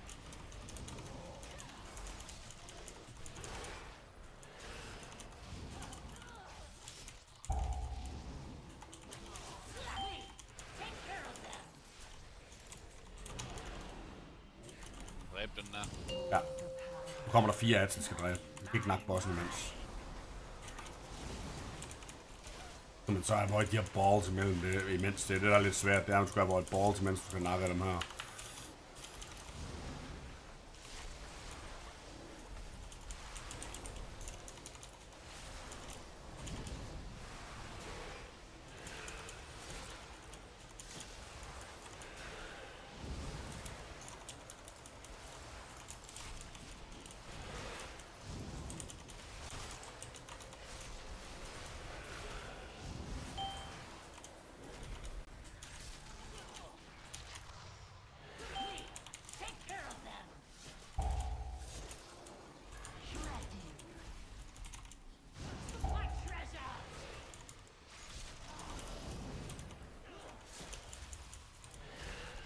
De her to bros, ikke? Hold kæft, de stanker, mand. Det er da fuldstændig sindssygt. Hvordan kan man dø så meget?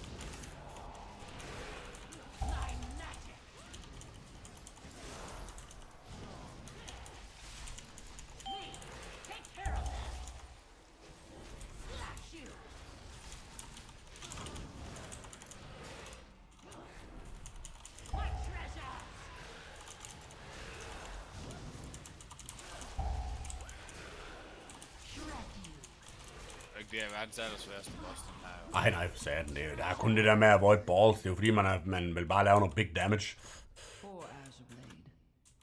Nej, det er nu heller ikke fordi, at den her druid, han er laver sgu ikke for at, du ved... Nej, det går han ikke. Meget ja. Ja. Han er virkelig godt. Ja. Jeg ved ikke om de... Altså, jeg synes, at alle de druids, jeg har været med som healer, der har de bare stunket virkelig sygt pæk. Jeg ved ikke, om de bare... Ja, nej, jeg tror, de er ret strong, faktisk. Men jeg skal selv i gang med at spille min Wrestle Druid lidt. Men jeg tror faktisk, de er rimelig strong. Det er ikke sagtens være. Men jeg synes bare, alle dem, jeg spiller med, de var crap. Men altså, Wrestle Druids, det er sgu heller ikke for everyone. Nej, det er sgu ikke. Og som regel, så er der en masse girls, der sidder i game med Wrestle Druid. Og det ved du. Ej, så er sgu masser af boys, der er garbanzo til gamet også. Det er slet ikke det, men... det er sådan lidt, du ved... Ej, det ved jeg ikke. Det argument, det kan man ikke rigtig bruge. Altså, det ved jeg godt. Du kan sgu finde shitty healers i wireless. Det er bare... Healeren, det er altid den girl gameren, der er placeret. Ja.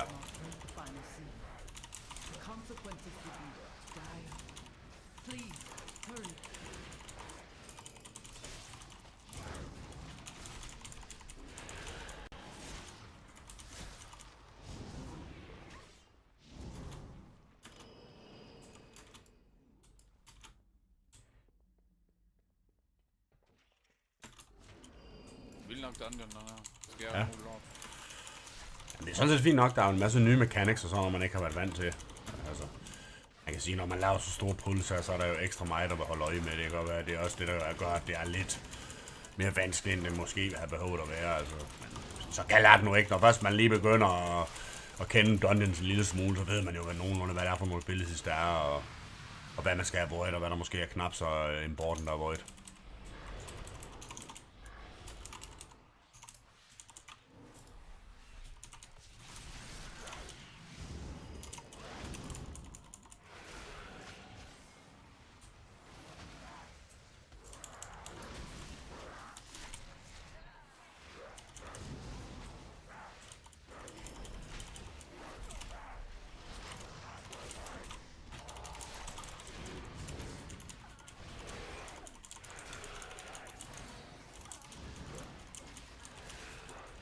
De der bronies, de skulle carry os. Overhovedet ikke. Men der var ikke rigtig nogen stunners, der queuede til den her. Jeg ved sgu ikke, om det er fordi den anden dungeon måske har noget slick loot. Du kan upgrade loot nu med Valor. Det Valor, du får her, når du laver Mythic Plus, det kan du jo bruge til at upgrade dit gear, altså Mythic Plus gear. Det vil altså sige, hvis du finder et godt piece på toeren, så kan du jo bare upgrade det, så det er jo ikke jordens undergang. Det er sådan set smart nok.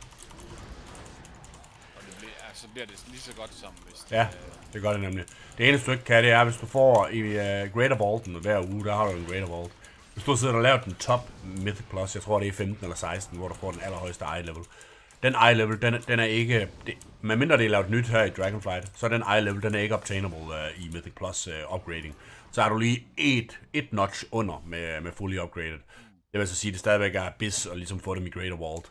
Men jeg har sådan lidt i Greater Vault, der skal du fokusere på set pieces, hvis du får det. Altså det er uafhængigt af eye level, det vil jeg næsten sige. Fordi det andet der giver, det kan vi jo nemt farme. Det er noget andet med set piecen der, altså det er sgu ikke givet, at du får det. Ej, nej, prøv at se, hvad der skete der. Så røg du lige ud over. Ja.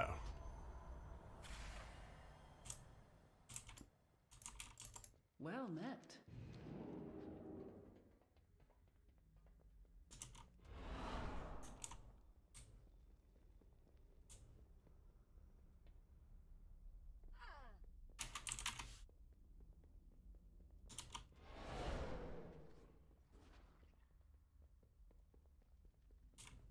Det er sgu utroligt, vi overlevede det.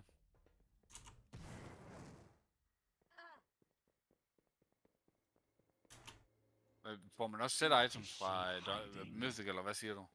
Nej, det gør man nemlig ikke. Og det er derfor, jeg siger, i Great, ja, Og det er derfor, jeg siger, i Greater Vaulten, hvis du har mulighed for at tage et sæt item, så skal du som regel tage det uafhængig af, hvilket eye level det er, for det vil jo som regel måske være lidt lower eye level, end det gear, du vil kunne få fra din Mythic Plus, hvad det hedder, Greater Vault, hvis du forstår. Altså, det er ikke så vigtigt med eye level i den forstand. Altså, det er mere vigtigt, at du får dine set bonusser, hvis du har mulighed for det. Jeg har ikke fået en eneste set bonus endnu fra Greater Vault, eller så har jeg sgu taget det.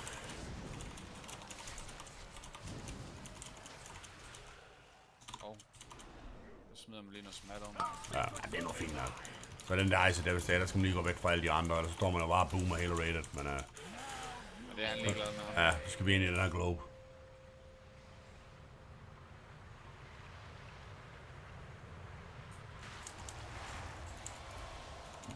Så skal vi så ud af den globe. Eller? Ja.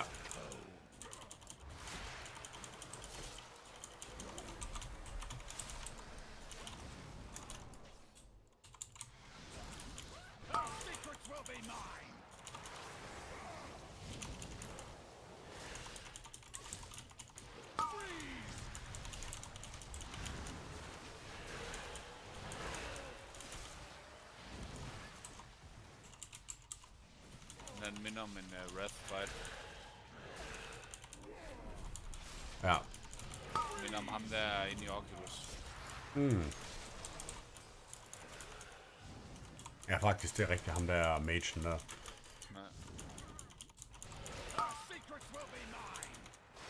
Bare lige med lidt flere steps. Ja.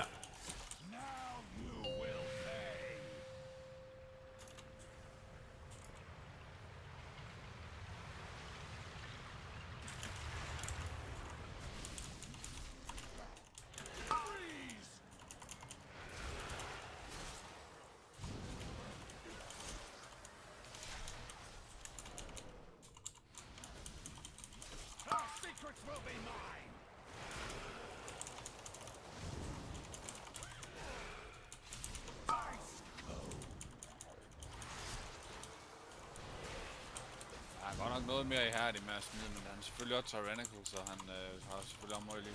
Ja. Jamen, vi har stinkers med, altså det har vi. De stinker der, de gutter her, jeg har fundet. Der er ikke noget der. Der er sgu ikke noget carry i dem. Det er også som at do the carrying. Det er jo ikke helt det, der var meningen. Nej, det er sgu godt optimalt. Og det sidste boss. Så tager vi den i midten. Nej, der er en boss mere. Men vi kommer lige til bossen nu. Det er jo ikke så godt, nej, jeg har alt på cooldown. Ej, det er sådan lige, det er også noget af det svære med. Plus, det er lige at finde ud af, hvornår fanden skal jeg press cooldowns, fordi du ved jo ikke, hvilken tank du er med. Laver han big pull lige her om 2 sekunder, eller hvad, eller... Altså, det er sådan lidt, det er altid svært at vide. Altså, en tommelfingerregel, hvis du spørger mig, det er, det kan sjældent betale sig at holde på cooldowns. Altså, det er mere at få dem fyret afsted. Altså, så får du flere cooldowns, ikke? Og overall betyder det, at du måske får en bedre overall DPS, og det er jo i bund og grund det, der også betyder noget i forhold til hurtigheden af dungeonen. Men det er klart, hvis ved du, at der kommer et mega big pull lige her om 5 eller 2 minutter, så kan det være worth for lige save. Hvad skal vi her? Jeg bare nakke dem der. De der crystals.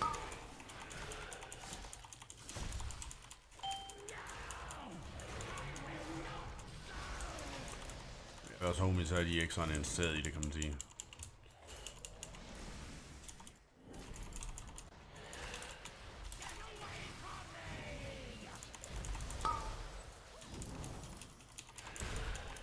Hold da fast, jeg blev raped. Måske de skulle prøve at snakke de der crystals der. De er skød. Kan man tage den her portal, eller? Ja. Snakker du bare med bitchen der. Crystal Chambers. Ja.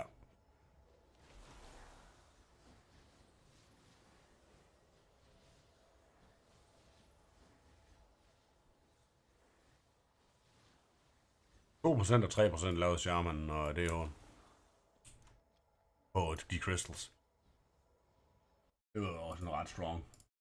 And very hard to detect. What we're gonna do is use a thermal camera to see what's getting hot on the board when we inject 1 volt at the shorted area of the MOSFET. Og så her, ikke? Og den er lidt ligesom den der boss i Nexus, hvor hvis man bliver ved med at move, så stacker man sådan, du ved, slow. Så man står bare stille. Den kan også blive dispillet, og hvis du er druid, kan du shapeshift ud for at remove den. Men det er... Bare spille og caster, så... Ja, lige præcis, så er det no problem. I see heat's cast all the way on bottom of the board. But heat is not coming from this side of the board because heat looks diffused. It's just coming from back of the board. Right, so I just flipped the board. Right now, since I flipped the board, I cannot inject voltage anymore. So what I need to do is inject voltage on front of the board. I need to flip the board, and then I need to look at the board under What effect. happened to me? Arcane Eruption. 15,000 hands for this, but Crackling. Nå, det er måske lige der svømmer rundt. What? Hvorfor? Så tog jeg Battle Wrestle, så var jeg bare... out. What? Ja, men Det lød bare. Eller hvad? Nej, jeg nåede ikke engang at være i live. Nej, de fik jo ikke knakket den sidste crystal. Så du højst sandsynligt wrestlede med den debuff der, og så blev du højst sandsynligt bunket skider. Oh, look at this. Look at this. Let's see if you can see it.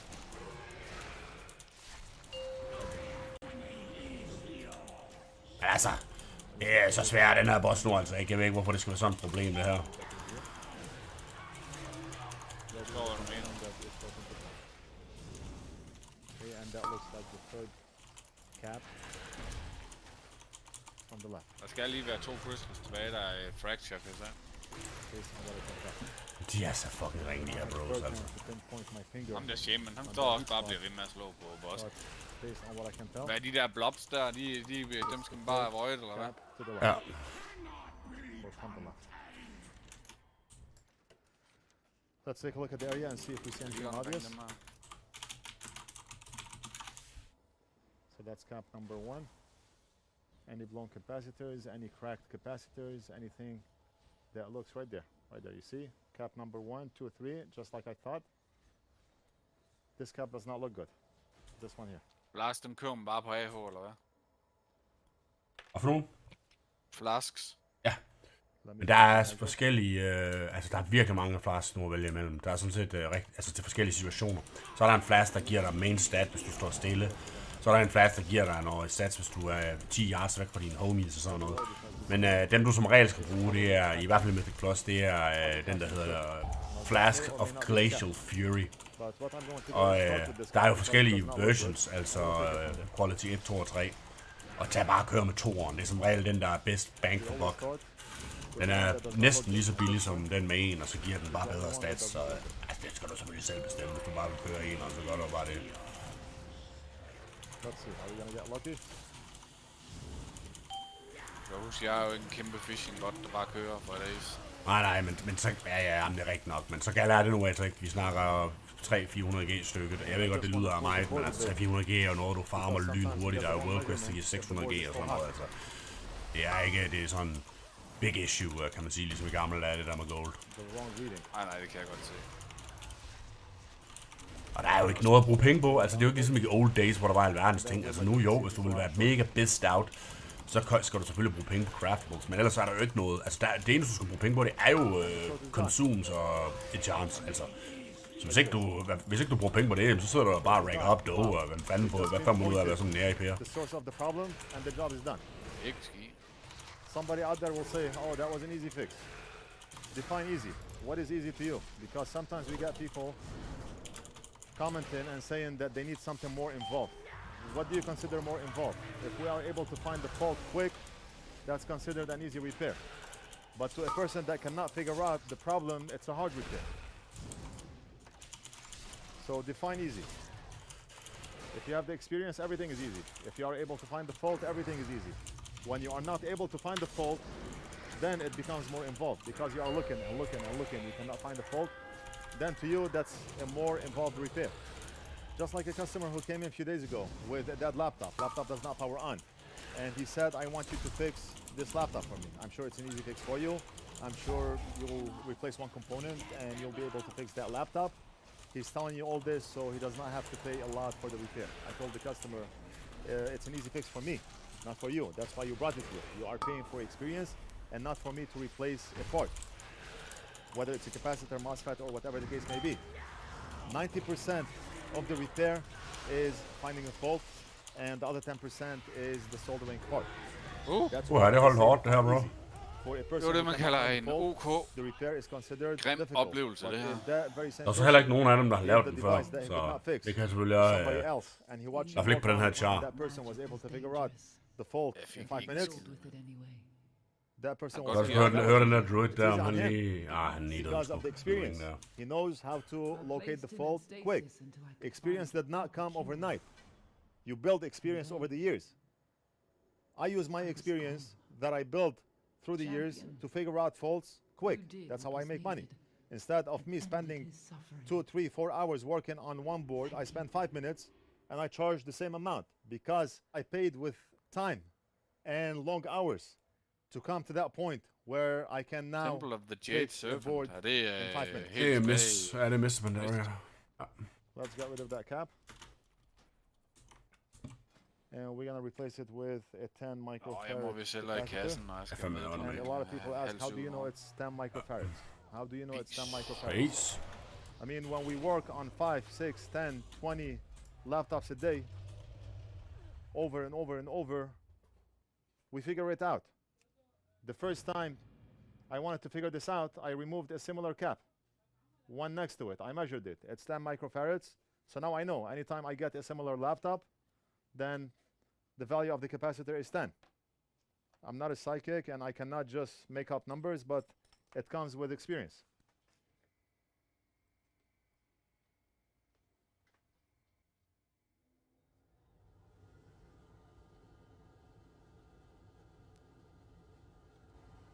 Just like that. And let's solder a good cap right over here. And that's it. The job is done. The job is done. Let's clean up. And then we're gonna test to see if everything is okay now. Let's flip the board and test that very same MOSFET that was short into ground and see, do we still have a short? If not, then most likely the job is done. We still have to test, of course.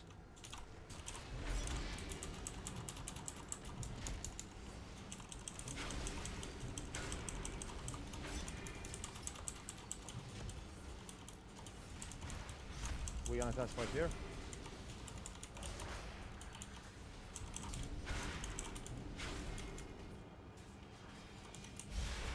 .42 voltage drop. Awesome. We don't have a short anymore. So there's a 99.99% chance that this laptop is going to work. We're gonna reassemble and I'll be back to finish the video. We reassembled the board and the laptop is fully functional. We already tested. I had no doubts, but I want to show it to you so we can complete the video. Let's plug it in. Press on the power button and ta-da! Working. Automatic repair, some type of issues with the operating system, but that's not why this laptop came here. So that's it, the job is done. We're gonna invoice and mail this back to the customer. I hope you enjoyed the video. Don't forget to like and subscribe. Leave a comment if you have any questions and we'll do something else in the next video.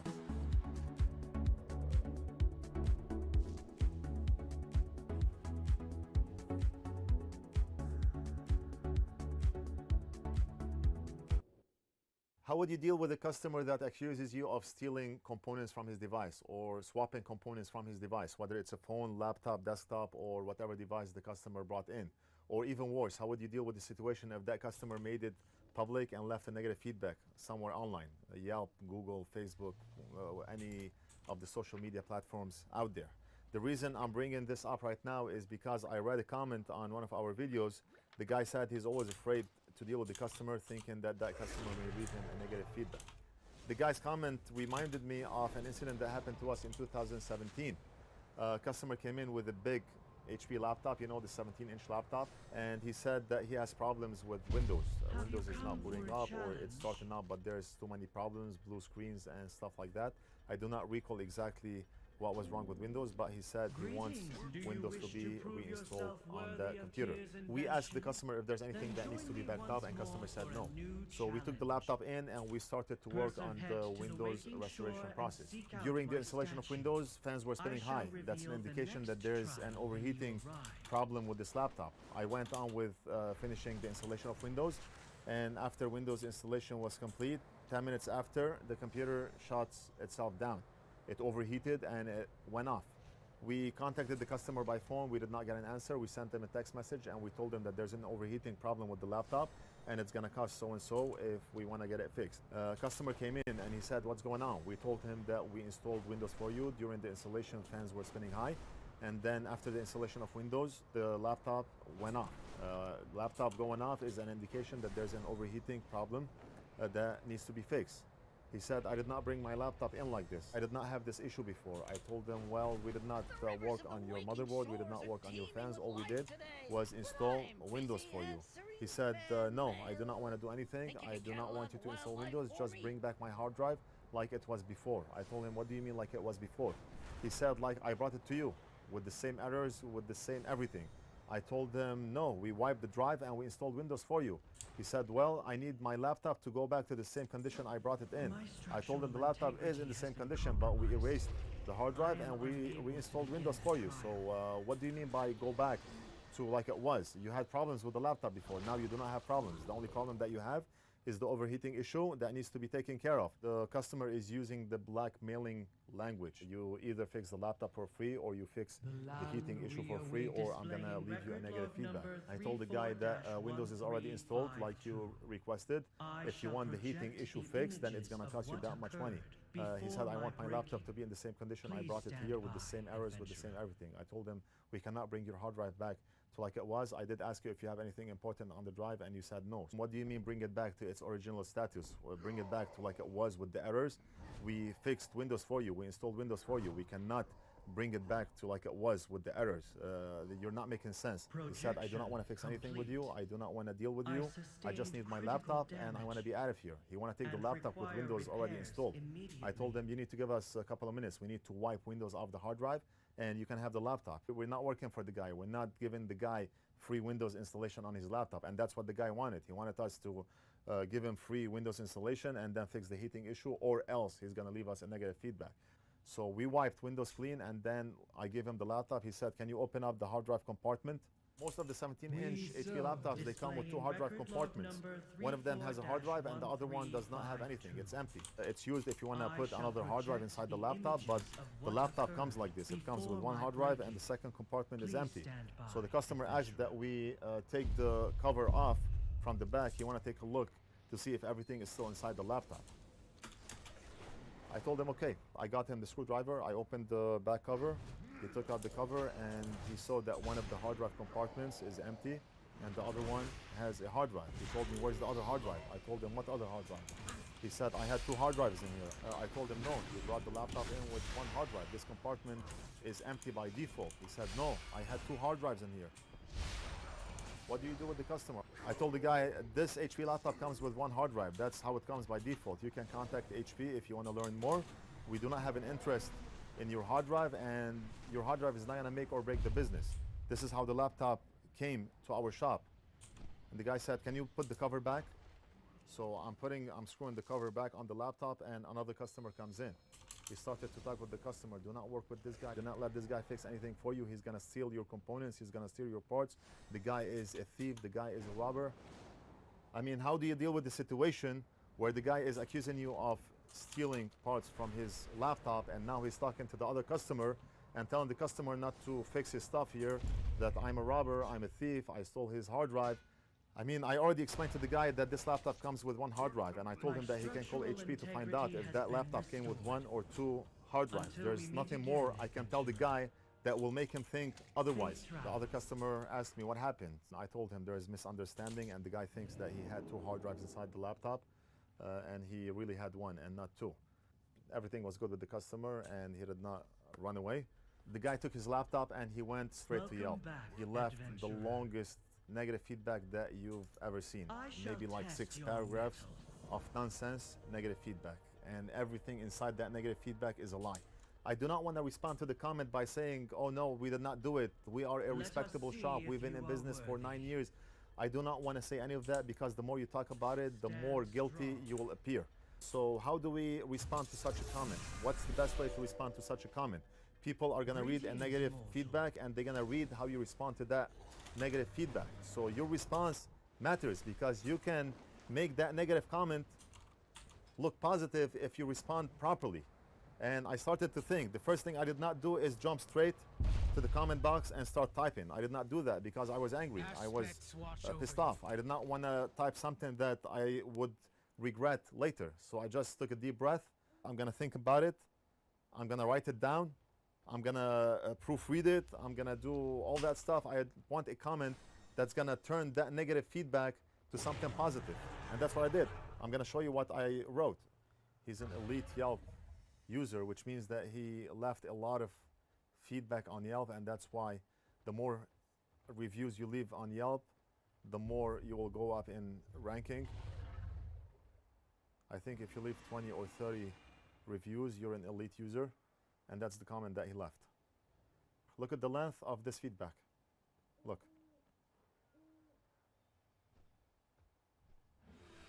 Word of advice, fellow Yelpers, do not bring anything to Northwood Shakes. If you do, please mark your computer parts because either he might replace it with a cheaper part or just steal it, which he did with mine. Look at the reply I posted, and I thought about this reply a lot, and I proofread the reply, and I let somebody else read the reply. I wanted to post something that will convert this negative feedback into something positive because everything that he mentioned in this feedback is not true. So this is what I said. Thank you for taking the time to leave us a feedback. We always strive to provide the best service with the highest regards to customer satisfaction. It is unfortunate that we were unable to get your satisfaction at this time. Due to the nature of the business, some issues may not be obvious upon initial inspection. We are always developing new and improved ways with the help of new technology to give customers more accurate inspections before a ticket is served. You came in for operating system issues, but your computer also had heating problems that we were unaware of. We did not charge you for the service since you did not agree to the added repair cost. We are always here to assist you if you have any questions or need our help in the future. Best regards. That's how we responded to 5 paragraphs of negative feedback. If you notice, we did not speak in the same language that he spoke with. We did not use bad words. We did not comment on all the false accusations that he posted. Hey man, how are you? Hey. How is everything going? Good evening. It's very important to have respect in your reply. The reply must have some elegance in it, eloquence, respect. You want to come out to the customer as being somebody that you can trust.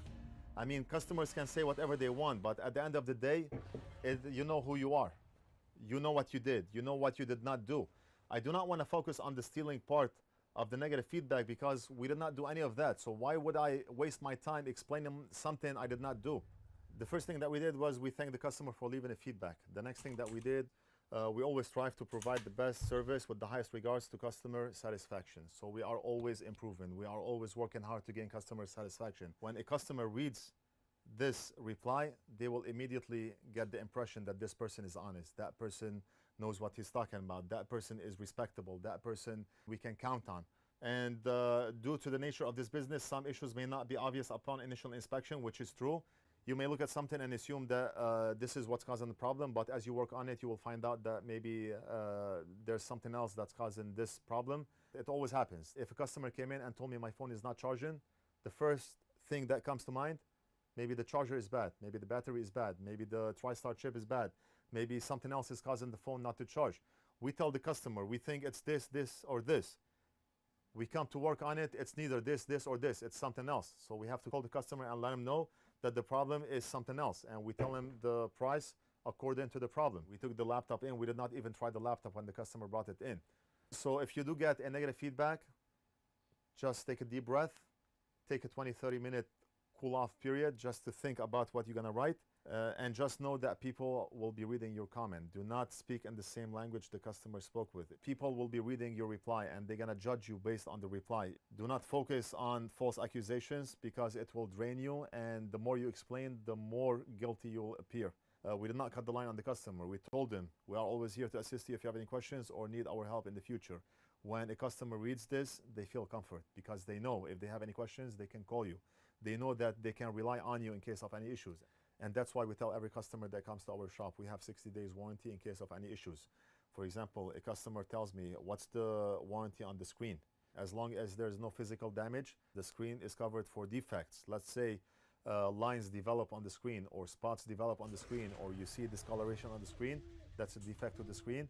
And you should notice that on the first day, the second day, the third day, maybe 1 week, but we give you 60 days for the peace of mind. If anything goes wrong, you can always come back and we will do the service for you again at no charge, as long as you communicate with us. Because there's a lot of times where a customer would not communicate with you. Something is wrong and they just go and leave a negative feedback. They would not even give you a chance to fix their problem. So I'm gonna end it right here. It's time to go home. I hope you enjoyed this video. Don't forget to like and subscribe, leave a comment if you have any questions, and we'll do something else in the next video.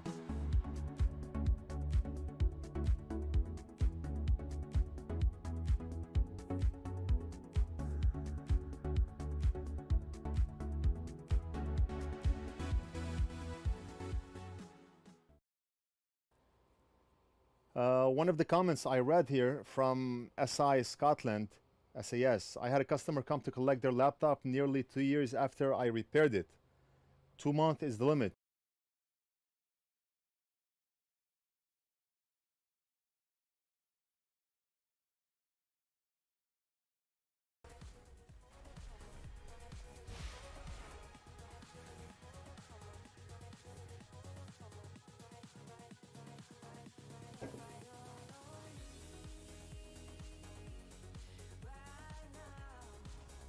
Ok, je ne comprends pas.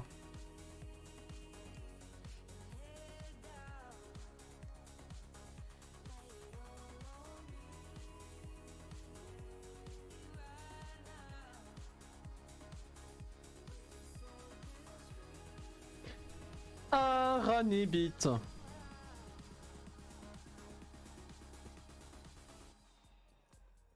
Oh, trop beau ce soupe.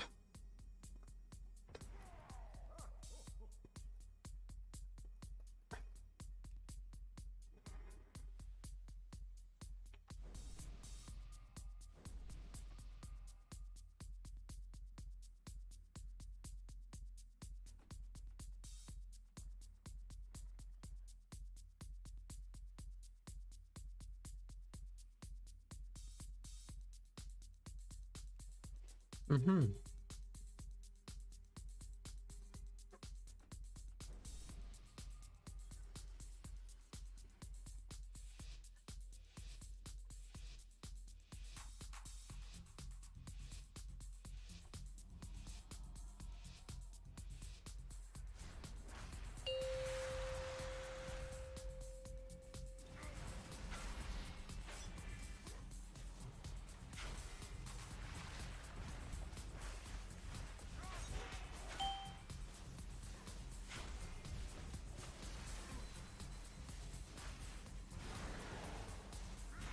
Dodge.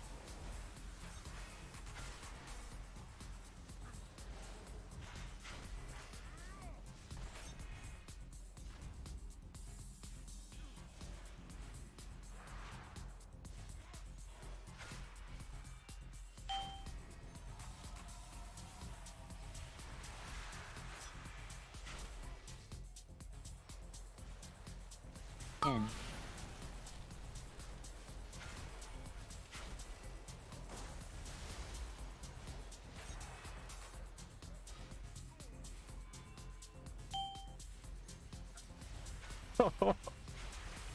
Elle était pixel. Dodge.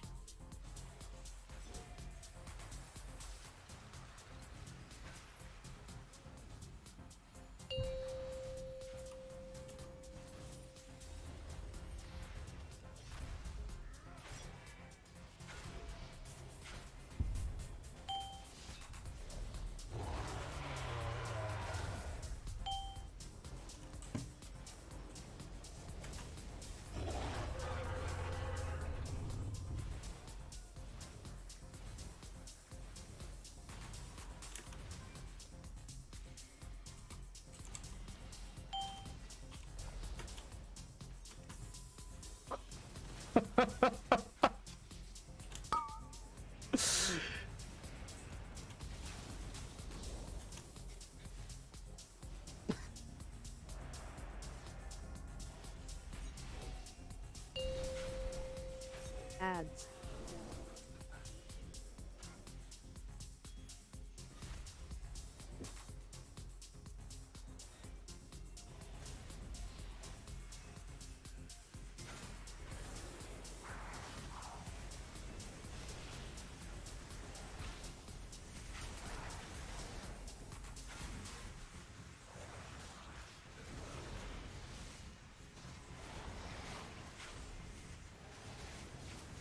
Enter.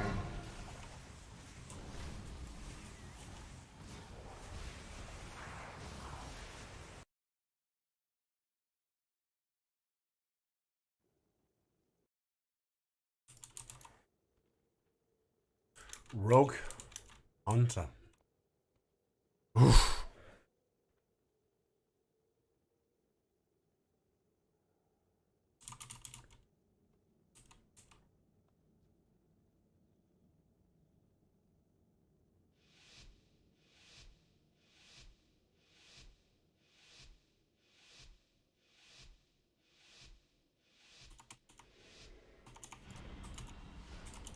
Transcendence. Spectral sight. Immolation.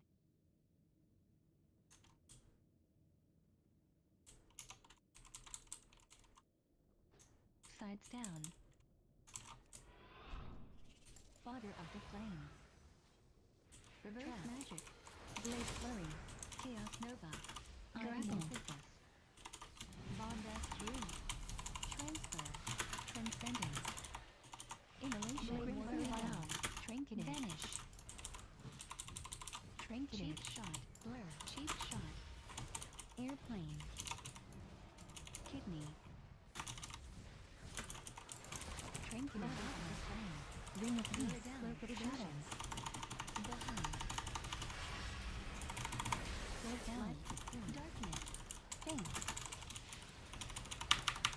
Evasion down. Immolation. Dismantle. Down. Kidney. Invoke Mulan. Leg sweep. Paralysis. Down. Metamorphic. Crane song. Blind. Fodder of the flame. Crimson vial. Chaos Metamorph down.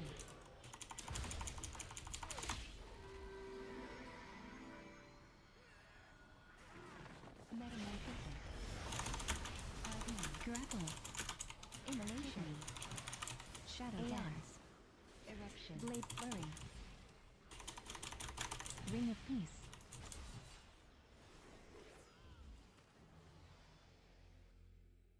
Blade flurry down. Metamorph down.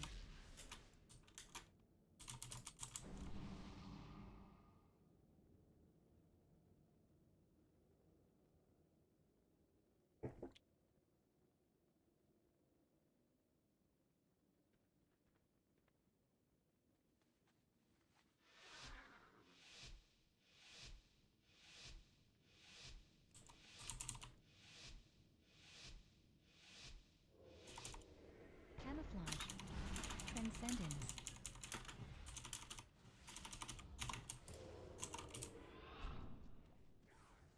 Blade flurry.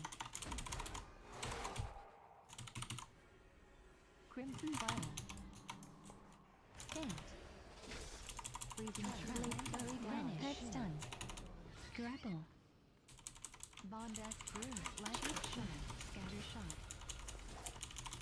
Invoke Mulan. Explosive shot. Coordinated assault. Cocoon down. Shadow dance. AI. Every man. Leg sweep. Blade flurry. Paralysis. Crane song. Evasion. Shadow down. Coordinated assault down.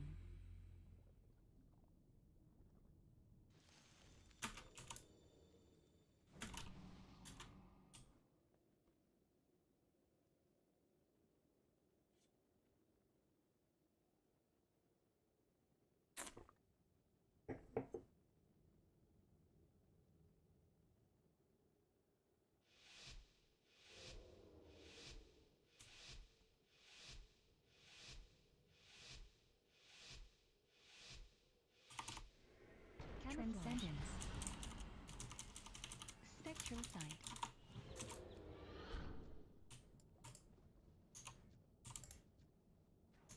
Sight down. Imprison. Immolation. Grapple. Roar of sacrifice. Battle master. Chaos Nova. Metamorphic Ram. Explosive shot. Invoke Milan. Leg sweep. Metamorph down. Ring of peace. Battle master down. Survival. Thing dispel. Paralysis. Crane that is down. Coordinated assault. Immolation. Father of the flame. Eruption. Head stun. Cocoon down. Purge. Explosive shot. Transcendence. IV. Deterrence. Coordinated assault down. Imprison. Bombast through. Deterrence down. Target's must. Immolation. Transcendence. Freezing trap. Chaos Nova. Father of the flame. Death dragon. Grapple. Paralysis. Metamorph down. Fatality.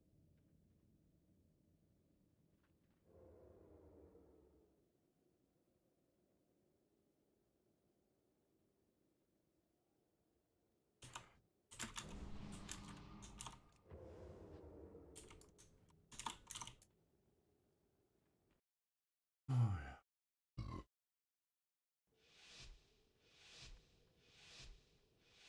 Burns the germs. Oh, okay. Well, in that case. Transcendence. I'm a little bit low energy. I'm feeling a bit of soy today, Destiny. I'm not gonna lie. Still went to the gym. I did a podcast with Act, but you wanted to do a chit chat about Tate. Yeah, damn. So I looked a little bit more to the Andrew Tate shit. It looks pretty rough. I'm gonna be honest. What, the lover boy thing, whatever? Yeah. What about it? Looks rough. Well, kind of seems like he kind of sort of admitted to doing it all. To doing what? The lover boy Having thing. cam girls? That he would get girls, get them in love with him, get them entrapped in a business, steal money from them, make them work for him, Smoke bomb. and then Steal money? No, they got their pay cut. yeah, their cut was, but he stole from them. He literally admits in the video, he talks about how you can lie about how much taxes you're paying on behalf of them to steal like a bigger cut than what they're worth. It's too stupid to figure it out otherwise. Trying to get a ring of peace. What law is that breaking? That's not human trafficking. Hold on. I just want to hear it one second. Did you just say what law is that breaking? That if I tell you to pay something and I lied to you about it, well, my guess is probably something to do with That's not theft. what he did. That's not what I'm saying. What law are you accusing of Andrew? Well, my guess is it's going to be some form of theft or fraud. That'd be my guess. If I tell you that I'm paying you $100, that's your cut, but I'm actually theft stealing. So maybe fraud, but not human. You're not accusing him of human trafficking. Well, no. That's just one part of the human trafficking, was the theft and fraud. The human trafficking part is when he ropes girls into his organization with the only intention of getting them to be camp girls for free. And then I think some of the accusations are he uses physical intimidation or violence to get them hooked onto whatever program so that they feel like they can't leave. See, the loverboy method is not physical intimidation and violence. I'm not talking about just the loverboy method. That was one of the accusations that the Romanian they're police... accusing him of manipulating them with love. Like, these girls fall in love with them, and then they don't know how to leave, and they're just kind of confused and manipulated by love. Sure. So, one, that would already be illegal. But two, I'm almost positive that in the press release... It's illegal to make girls fall in love with you? For the express purpose of bringing them back to another country to make them work as cam girls? Yes. It's called sex trafficking. That's not sex trafficking. That's called pimping. Yes. You never had a girl fall in love with you? So this was my prediction, and you're falling into this because you're a bot. I know the programming, right? So my prediction was that first he would get accused of this, and then you guys would come out and say, no, that would never happen. But the next step, when you start to realize what he's being accused of, is you'd all go, oh, okay, well, that did happen, but it's not a big deal. And I think that's going to be your line throughout all of it. Is you're going to say, okay, yeah, okay, sure, he made girls fall in love with them. Sure, he brought them over. You're going to say things as dumb as like, yeah, maybe he stole from them by lying about their taxes, but is that even a crime? Which is insane. Okay, so, but you're accusing him of very different crimes. Which one are you accusing him of? Well, hold on. I'm just reading the press release from the Romanian. Which one do you think that he's going to go down for? Like, do you genuinely think that he's a human trafficker? Yes. Well, assuming if what he said was true, 100% yes. But I don't know how much he might just like ham up for YouTube or not. But if everything he said on the YouTube was true, on his YouTube videos, then 100%, yeah, he's a sex trafficker, of course. Okay. This is a new definition of sex trafficking because they willingly were there. They were working. They had cameras everywhere. What do you think willingly means?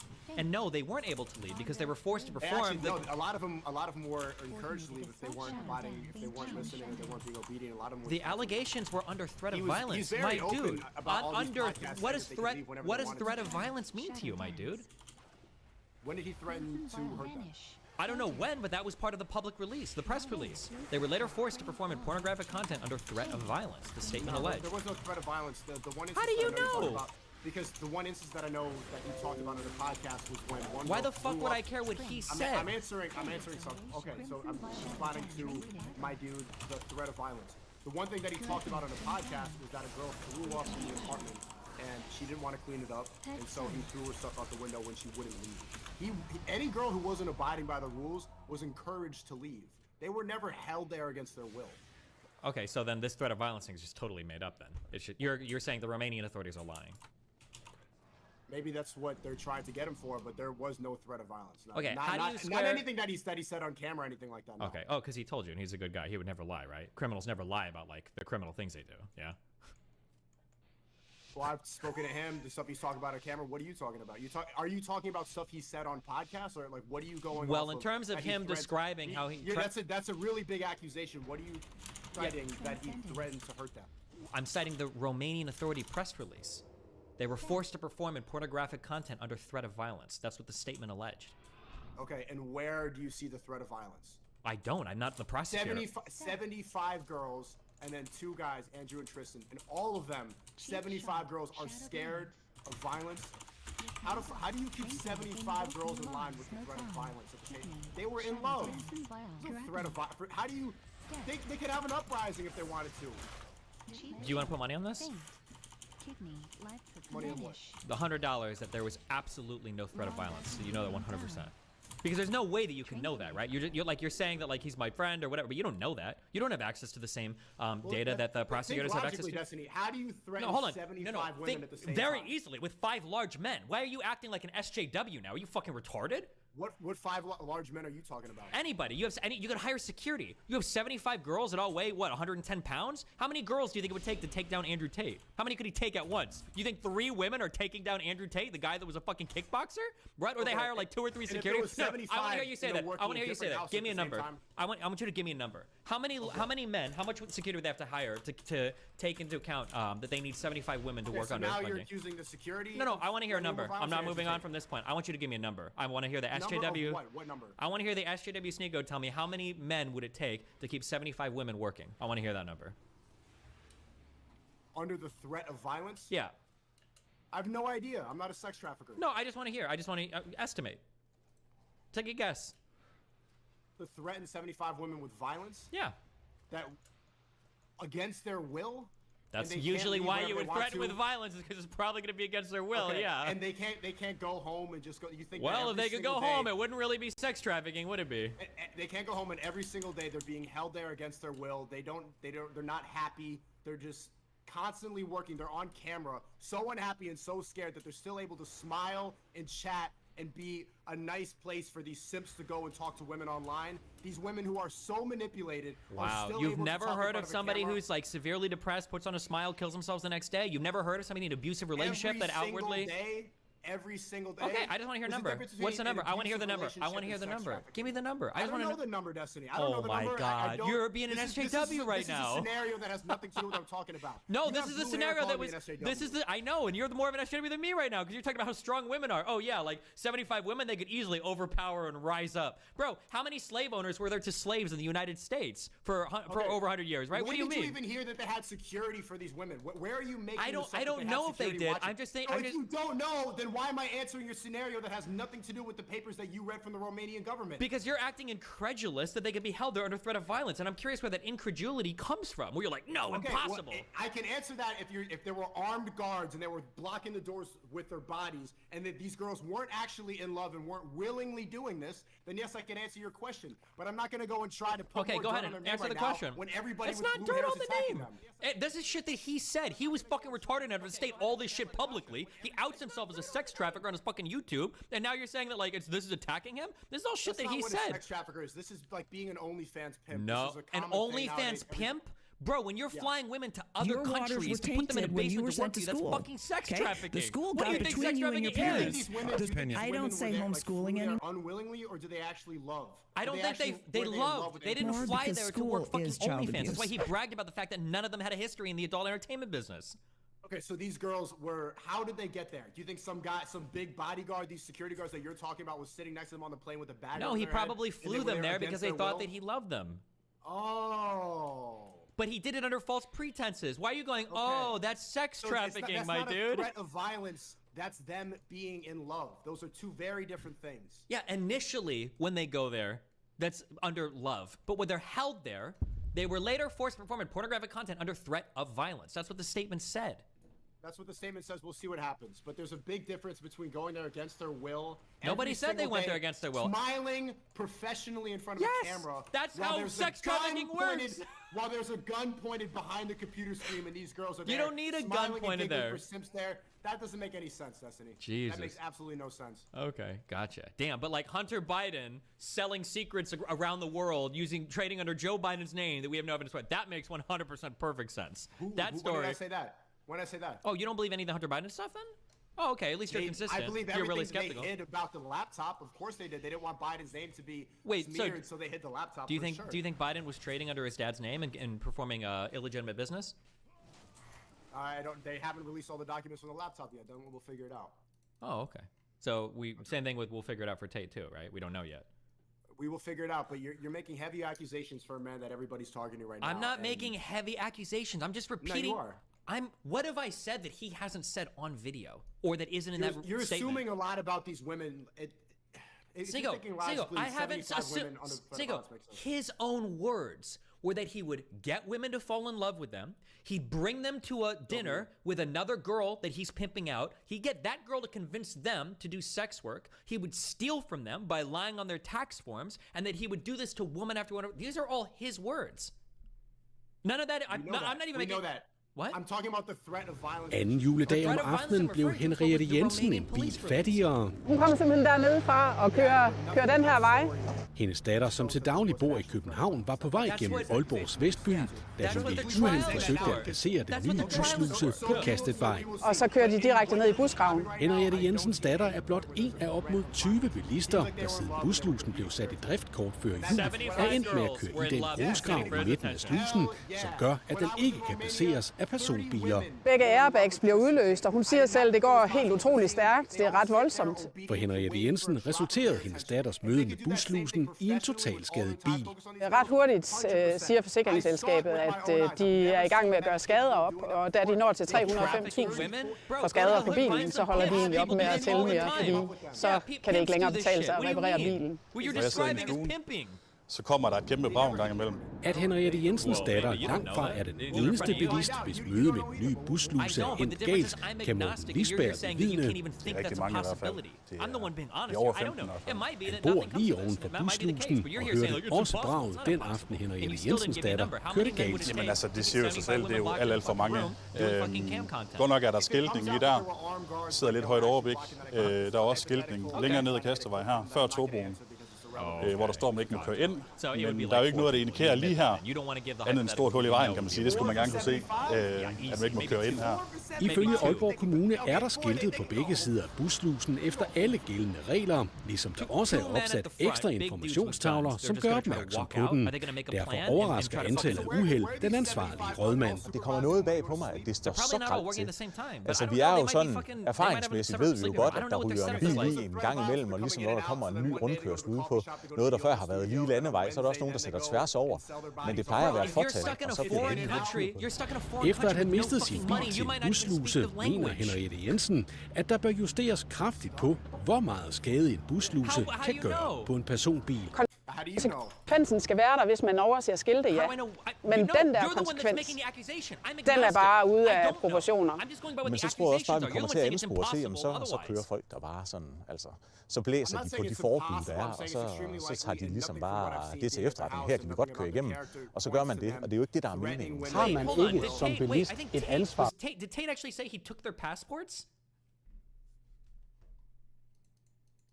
I don't know. Hold on, somebody in chat, can somebody tell me, did Tate actually say that? He might have said in his own words that he took their passports. Yes, he did say that. Okay, I don't know how you don't understand that. How much social interaction do your kids have with all their peers? So my son is an extreme extrovert. He's got 2.5 million followers on TikTok. I'm talking about in real life. He has 2.5 so many friends. It's beyond real life. How much social interaction they have with other kids? A lot. And where and when? I have to ask you why you're asking that. Ooh. Okay, no. Has he even made a TikTok account yet? You've created this whole false paradigm because I'll tell you that homeschool is Sam. being. So what is your metric for success for homeschooling your children? Their happiness. That can't be the answer. No? No. But I'm talking more the format, like our educational system. K through 12, and you can go into college as well. I read a quote a long time ago. I don't remember who it was from, but the quote that I read was that if you were to pull somebody out of the 18th century and you were to transport them into today, the only thing they would recognize would be the schools. That like we have a way of educating people, and we've done it for like hundreds of years. And that quote's completely false. Okay, well, we didn't have schools in the 1700s. Nobody got educated anywhere in the. We didn't have schools in the 1700s. We didn't have schools. You're like saying that they would recognize the schools. There were no schools in England or whatever. People weren't like getting. There must have been some sort of schools. Colleges, but not schools. Okay, colleges. Sorry. But not schools. So they wouldn't recognize the school system. Okay. What is our terms? Does college not count as school or? Okay. When you say schools, you mean K through 12. We call college colleges. Okay, well, I don't mean that, but maybe for the purpose of this conversation, then we can mean that. Okay, college is a separate thing from school. I feel like there are a couple of, if we're talking about like classes, I feel like there are a few basic classes that like every student should be required to take that we don't. So things like a basic home ec class, I think a basic psych and a basic philosophy course, I think would be really important. Like just a couple of the things that help us like exist in the world and like file our taxes and be like a little bit critical of like the things we watch. And then I know that largely speaking, I know that we've got troubles in schools that throwing more money, at least in some places, doesn't seem to help. But I think schools are hard because sometimes that's like the last stop of like a whole bunch of problems prior to that, right? If you've got a kid coming from like a single parent family who's not getting much sleep, whose household is in like a really, fucked up area, at that point, how much can a particular like K through 12 school actually do for the child? I'm not entirely sure. Past that, if we're talking about colleges, I think colleges are pretty okay in the United States. We have our really good schools that people all around the world come to get educated in. I think that people opt too much for out-of-state schools. You got people talking about, I've got, $200,000 in debt. And it's like, oh, okay, cool. Are you a doctor? And then they're like, no, I'm like a mechanical engineer, but I did like 7 years of like out-of-state, plus tuition and board and everything. And it's like, why the fuck did you do that? But yeah, I think largely speaking, I think that like the college stuff is okay. I'm not a big fan of student loan forgiveness. Why not? Coming from like a working poor background before I got into streaming, I feel like the middle class asks for a lot of tax breaks sometimes. And when I look at like really working poor people, I'm like, damn, these people are okay, and you want to have your student loan debt forgiven when you're going to go on to become some of the like the top tier earners in all of society. I think if you look at I know that very interesting. Yeah, the cost of education has grown, but the average amount of time to pay back a degree based on getting a degree, I think is about the same as it always has been. 20 years to pay back your debt. That's the average. I think I thought it was 15, but it might be 20. I guess 21. Maybe for yeah, but like go-getters like you can do it in 15. But on average, I think it's 19, 20 years. Maybe, yeah. But the people people that earn college degrees go on to become the highest earners in society. So if we're going to target stimulus towards any part of like the economy, I'd rather go towards people that are like working poor and not towards people that are like engineers that just want to get rid of like a $500, $600 a month like student loan debt payment. You're saying targeting stimulus or like anything? Like, when we talk about rather like than spend the money to Yeah. pay off people's debt that they chose to incur themselves in order to get ahead in this life, that they're going to be rewarded for. Well, there are limits to it. And help by the out way, poor, the whole but Biden $10,000 student loan, it didn't pass, correct? This was Correct. something. Well, it didn't happen. think It it got passed, but I struck think it's down. being stuck. I think it's in the It stalled in the Supreme Court. I want to say. I think it's in the new. Point is, nobody got the $10,000 or $20,000. I know that erased, the site was did they? open, and I know people were putting in applications. I don't know if anybody's gotten it yet. Don't get me started on these sites. They're crashing on the websites. But but there were limitations. I think if you made over $150,000 a year, you did not qualify. Yeah, and then people with Pell Grants were qualified for up to $20,000. If you were going to do it, I think it was probably the best way to do it, and it's maybe a good way to get young people to vote, even though they don't otherwise. You even point this out. Like, I'll say this: college prep and career readiness is a Ponzi scheme. They got your kid for 12 years. They've already convinced you, and they've got 12 years to convince the kid you need to go to college, because if you don't go to college, you're screwed. And so you got to go to college. And what is that? That's just, you got to pay a lot of money to a school somewhere so that you have a college degree. And it's there in nowhere in school do they say why you have to go to college. It's just so that you can earn the money. But it's not like, let's make a plan for you. If you go to this school, it will cost you $80,000 total over 4 years, and then you have this potential of this earning. No, you can go for basket weaving and get $200,000 in debt or whatever, and you completely unemployable. And so my point is, the whole thing is, at this point, it's just a Ponzi scheme. It might be based on data that came from 50 years ago, but at this point, we got to wake up and smell the coffee. Kids don't necessarily have to go to college. And you went to school, you graduated. No, I failed. Okay. Well, I had to work too much. Yeah. Right. Yeah. So you're a dropout. Wait. Zuckerberg.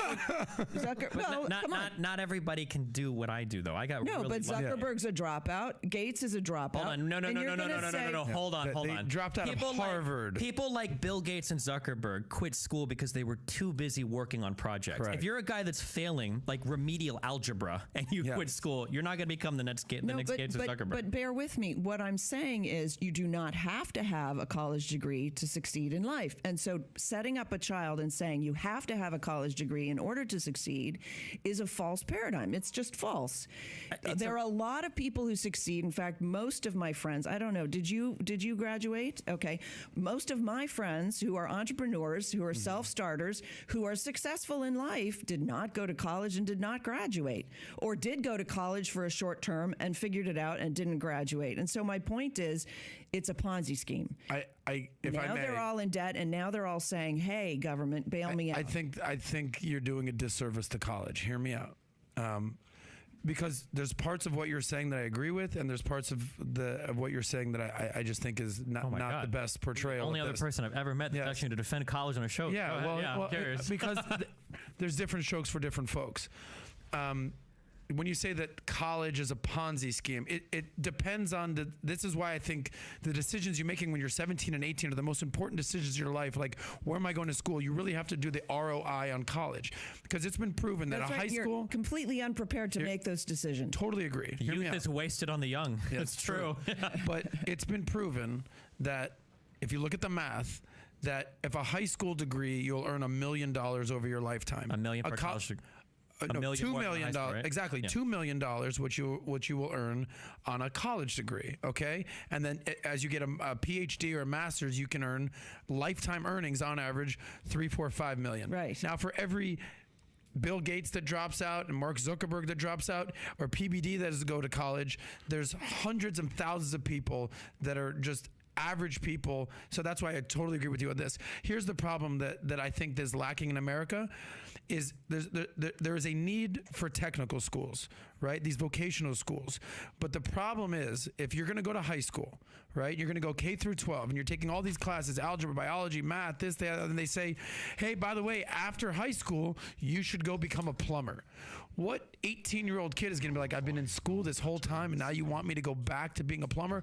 And what they don't understand is some plumbers will make $100,000 a year, and you might only make $40,000 a year maybe with your liberal arts degree. New York, well, okay, yeah. but so you're making my point for me. No, but the point is this: is that no, very few people are going to go through school for 18 years or 12 years and then be like, all right, let me go be a plumber or a sewage guy or a garbage man. Even though the ROI on that is greater than sometimes a college degree. Only because of the whole college prep and career readiness Ponzi scheme. That's the only reason that's true. Why is it a Ponzi scheme? If you get a degree, you get compensated for it. Because it's like a pyramid scheme. It's like you pay in on the bottom, and then as more people pay in, you will get more money on the outcome. Yeah, but you don't get except that for a lot of people, they don't get that's the only if you get to indoctrination of that you have to go to some out-of-state school and spend $50,000 a year. If you're okay with going to community college and taking basic classes and paying your way, here's the thing. You can get out of college. That's not a Ponzi scheme. A Ponzi scheme relies for you to get the money at the top from new people coming in at the bottom. That's right. But if you go and get a degree in nuclear engineering, you're not getting money from the school. You go out in the job market and you get paid in the job market. That's not a Ponzi scheme. Well, it is, because when the government comes in and bails out everybody's student loans and all of that, then it's all of a piece. Well, okay, one, that hasn't happened yet. A whole feeder thing. But that hasn't happened yet. And two, if school, how many Ponzi schemes could you kill immediately, and like every single person that is like graduated would still be making money? That's not a Ponzi scheme, right? But okay, so my point is that it's a setup. Okay, because there are plenty of kids who really shouldn't be going to college. They're much better served not going to college, and there are plenty of kids in college who are being disserved by being taught things that simply aren't true about themselves and about life in general. That's a different story. So for me, I think what you guys are saying is everybody here has a point, and everybody here is making a good counter argument to the other person. This is what I would say: to say all of it. Like, I want doctors to go to college. Like, STEM is, I don't think you're saying that. I think STEM, you need to go to school for STEM. I'm not going to have somebody working my dad's heart that's never gone to school and hasn't gone and done, additional things. You need to be a heart surgeon. Yeah. I want. And I'm not saying that nobody should go to college. Right. You're saying. What I'm saying is that the rule shouldn't be simply applied. I think the part I have a challenge with is the following area. The part I have a challenge with is the fact that, for every one conservative professor, there's 13 liberal. That's the problem. For every, for example, the one thing you got to give so much credit to the left is they understood if you want to control the way people think, go control universities, okay? Yeah. You got to do that. But by the way, Republicans were lazy on it. It's true. They have one school, which is what, Hillsdale? And maybe you got a couple other Christian schools that you got, Bible schools that you got. What else do the Republicans? Even Duke nowadays is what? Is Duke on the left. Duke is not the Duke of 30 years ago. Gone, Harvard's gone. So with the Republicans, rather than taking the money that they had and creating some real universities, they just said, I'm going to go out there and just do my business stuff. That's what I'm going to be doing. I'm not going to go out. You need a pen? Yeah. Can you give them a pen, if you don't mind? Yeah, thank you. So I think that part is a mistake of the right. Like right now, the left is losing their minds because Elon Musk bought Twitter. Why? Because they've been controlling media for how long now? God knows how long. That's strategically a good move on them. So Elon comes in, he starts exposing everything, and they're like, Twitter files, don't even talk about it on mainstream media. They're scared shitless. That's how you compete. You compete that way.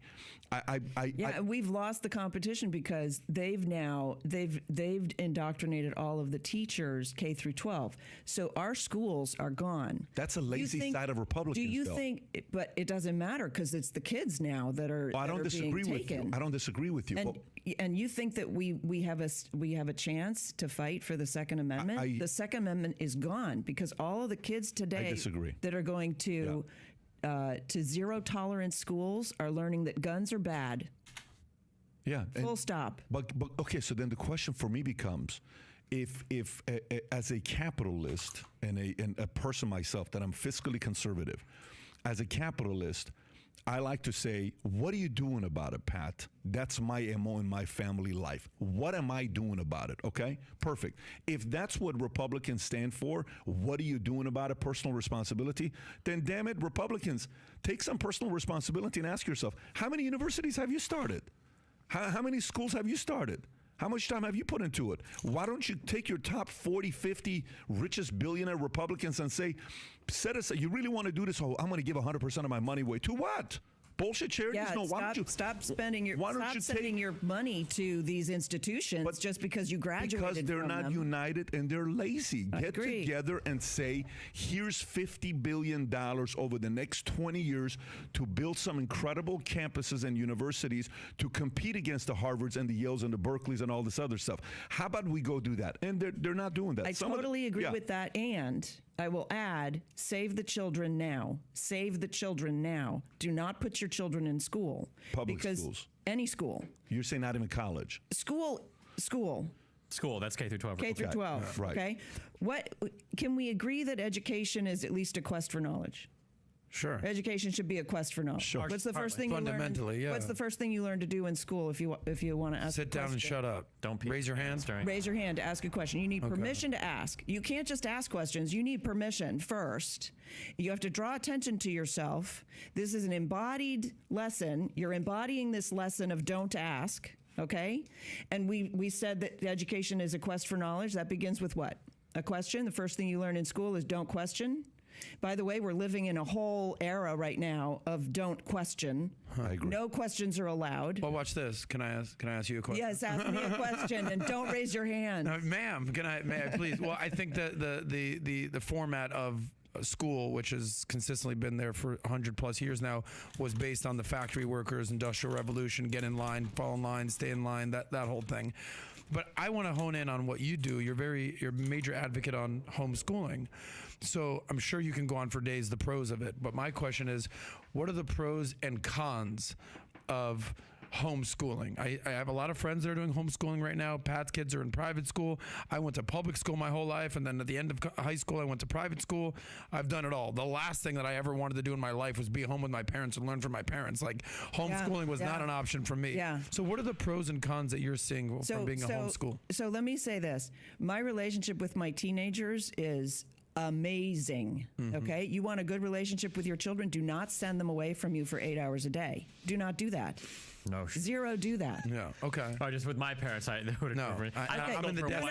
Hold on. God. You guys can't comment because your waters were tainted when you were sent to school. Okay? The school got between you and your parents. The school presented. I don't know about all that. My parents are really fucking nice. I think period when I was 19. I was homeless for a month, and I thought, man, this sucked, but it's not as bad to live with mom and dad. You can't say because I'm with him on that. You can't say because you don't have the experience of not having the school come between you and your parents. The thing that when you drop your child off at school, you are tacitly telling the child, I abdicate my responsibility. I cannot be responsible. The school is responsible. The school has authority. My authority is now challenged inside my own home. The moment that the school disagrees with whatever, you lose. That's part of life. No, it's not. I disagree. You're wrong. My teenagers have never rebelled. Your teenagers have to follow a different set of rules depending on what environment they're in. If they go to a friend's house, that friend's house might have a different set of rules that they have to play. Not if they challenge my rules. If you're... Let's say that, I don't know if this is the case for you, but if your house, let's say you guys wear shoes in your house because you do that and you don't care, and if they go to another friend's house and then their house, the rule is no shoes in the house, they can't challenge, they could challenge that parent's authority, but it would respect, right? The rule is respect. But if you're going to make it that broad, then you can say the same for school. You respect what your teacher tells you, right? My point is the teacher sets up this conundrum inside the child. So daddy is authority, except that now the teacher is the authority, and daddy told me that the teacher's the authority, so now I trust the teacher. And, by the way, as we know, and I don't know what private school, but we know in public schools there's a lot of challenge to parental rights and parental authority. And that sets up a huge conundrum for the child. That's child abuse. But can you just go back to my initial question? Yeah. Obviously, you're going to be an advocate of homeschooling. We're not trying to sway your opinion. I don't say homeschooling anymore because school is child abuse. The whole idea. You've got a whole far-right directive on this. But let's go back to the question. What's the pros and cons of home education? Yeah. Okay. Yeah. So what are the pros and cons? Okay, Give me maybe the top 3 pros and maybe some cons, if you would. The founders of the nation, geniuses, right? Sure. Geniuses. They created this. This is the greatest leap in prosperity the world has ever seen. Total G's, right? 100%. Never went to school. Top G's, one might say. Top G's. Never went to school. Yes. Well, as you said, there were no schools back then. Hold on, I just want a quick fact check for the audience. So if people start looking up Benjamin Franklin, George, all these people, none of these people were educated in any institution outside the home? There were no tutors brought in outside. There were no teachers anywhere. They didn't go to any sort of class. But that's not the question. The question is, did they go to school? They didn't go to school. Okay, but were they educated by their parents at home, like a homeschooler would do today? Perhaps. Well, you're the one making the claim. Is that true that they were educated? All I'm saying is we didn't have schools, so they didn't go to school. But go on with your point. Fair enough. We're going for pros and cons of homeschooling. I'm trying to get this answer. So my point is the freedom model, right, created this. Got it. Benjamin Franklin, do you know what he did? He did a lot of stuff. Everything. Yeah, of course. Okay? But what our system does is it pigeonholes the child and it says you need to do this or you need to do that. You need to choose. You can't do both. Mm-hmm. It also says don't try. That's one of the paradigms in school because failure's bad. Okay. Failure is bad. What's the key to entrepreneurship? Try again. You fail. Yeah, of course. You fail and you get back up and you try again. All right. But the school paradigm is failure's bad. That red F on a white sheet of paper, that's bad. So don't try. That's the subtext. That's the underlying message. Or one might say don't try to don't fail.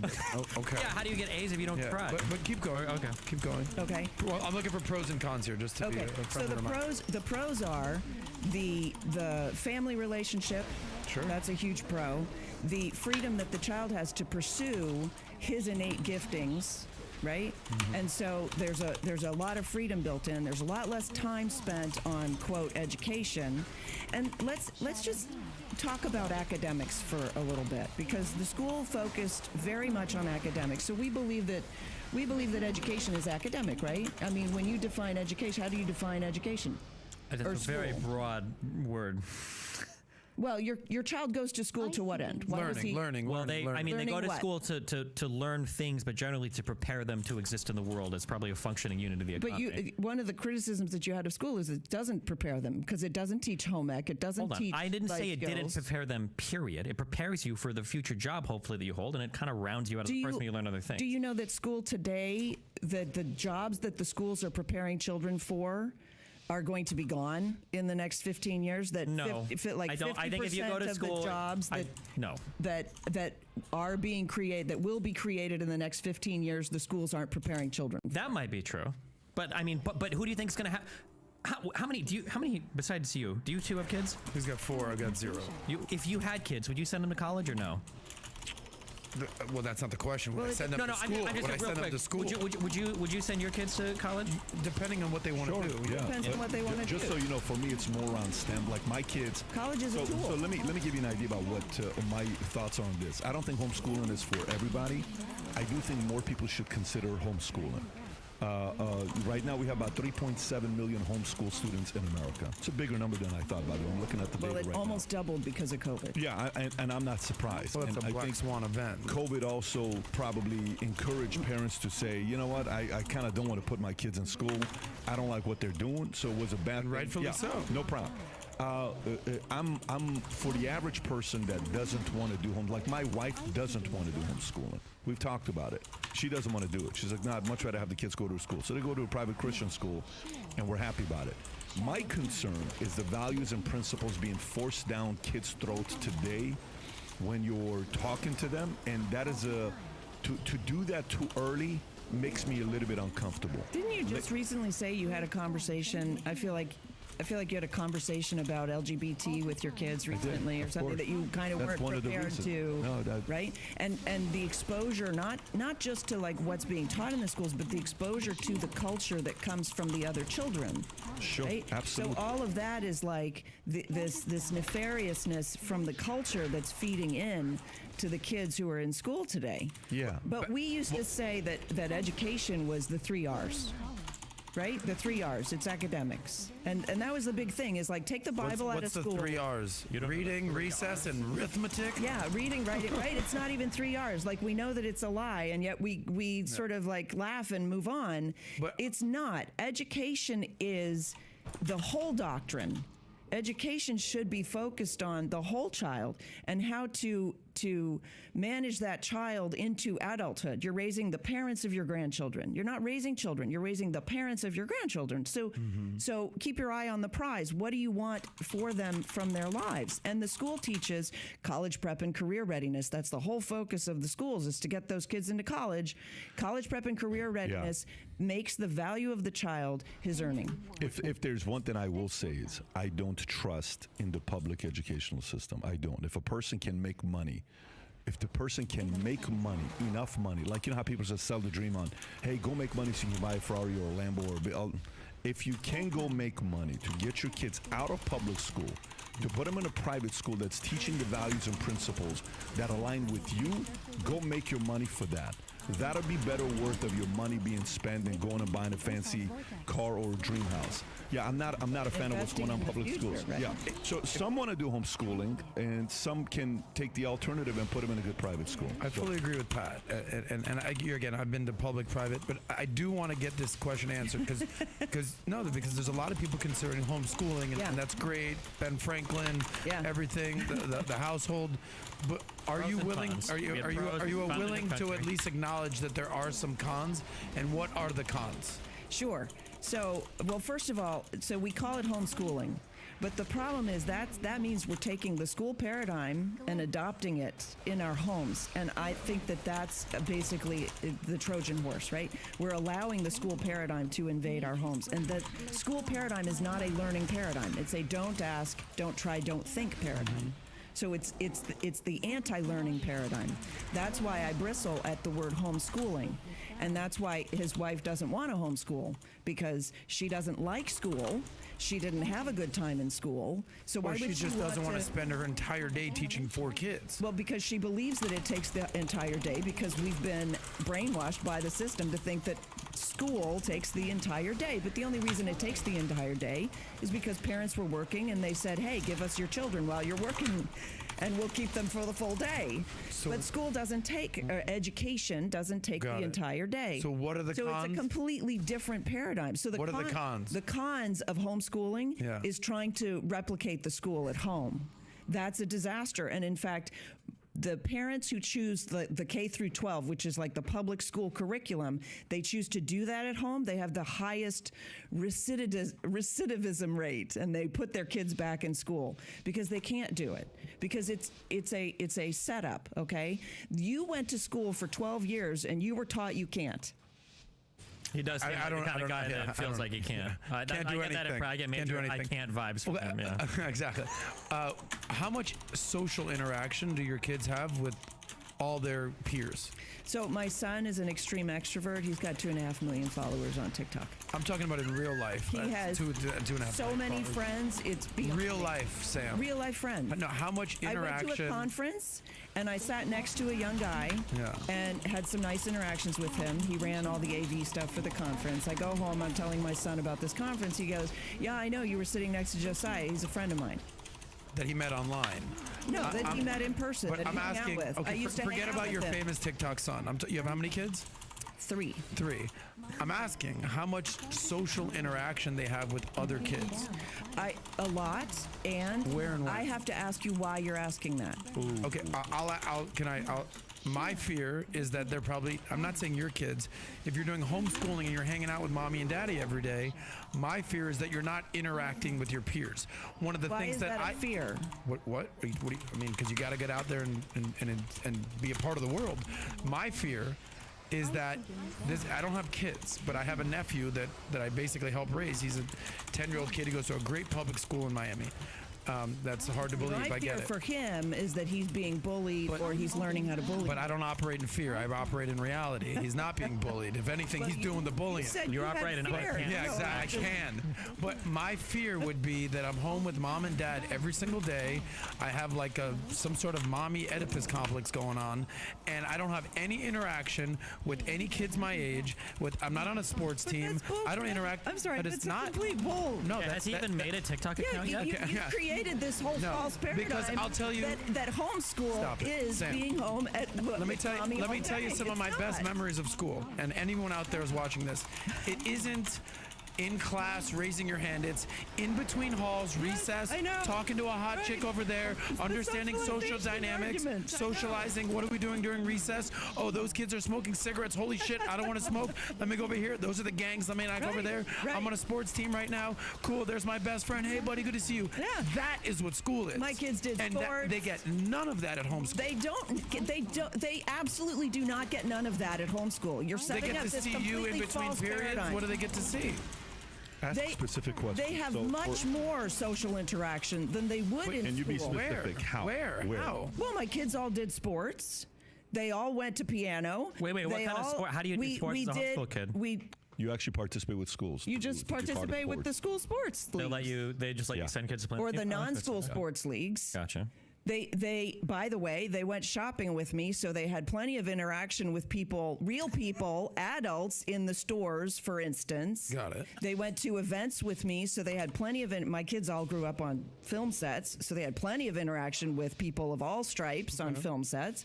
So the idea that somehow they're just home, you're painting me as if I grew up I raised my kids in some backwater in Georgia and prevented them from seeing people, and that's just a There's some homeschools in Georgia right now that are very offended. Yeah, okay. What about the kids who go to school who can't talk to anybody because they're extreme introverts, and the schools actually kill them because they are so burdened by all of the interaction? Sam, you can't just paint one picture and say, "Wait." Totally agree with you.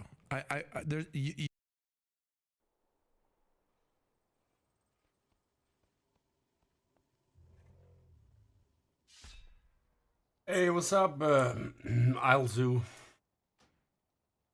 I don't know if I pronounced that correctly. I think it depends on what you want to do, obviously, but I think DK is a safe bet if you want to play melee. I think Demon Hunt is pretty decent too. I think Mage is obviously always gonna be nice. Shadow Breeze pretty good too. It really depends on what you want to do. I mean, Balance Druid is pretty good in raids and Mythic Plus, but PvP it's tough. It's not as easy as a lot of other classes. You can't really just face roll. Well, I mean, you can't. I guess you can never really face roll, but you get what I mean. Work complete.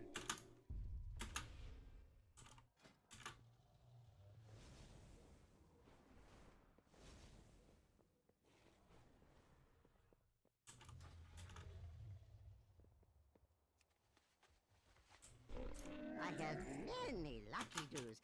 You like?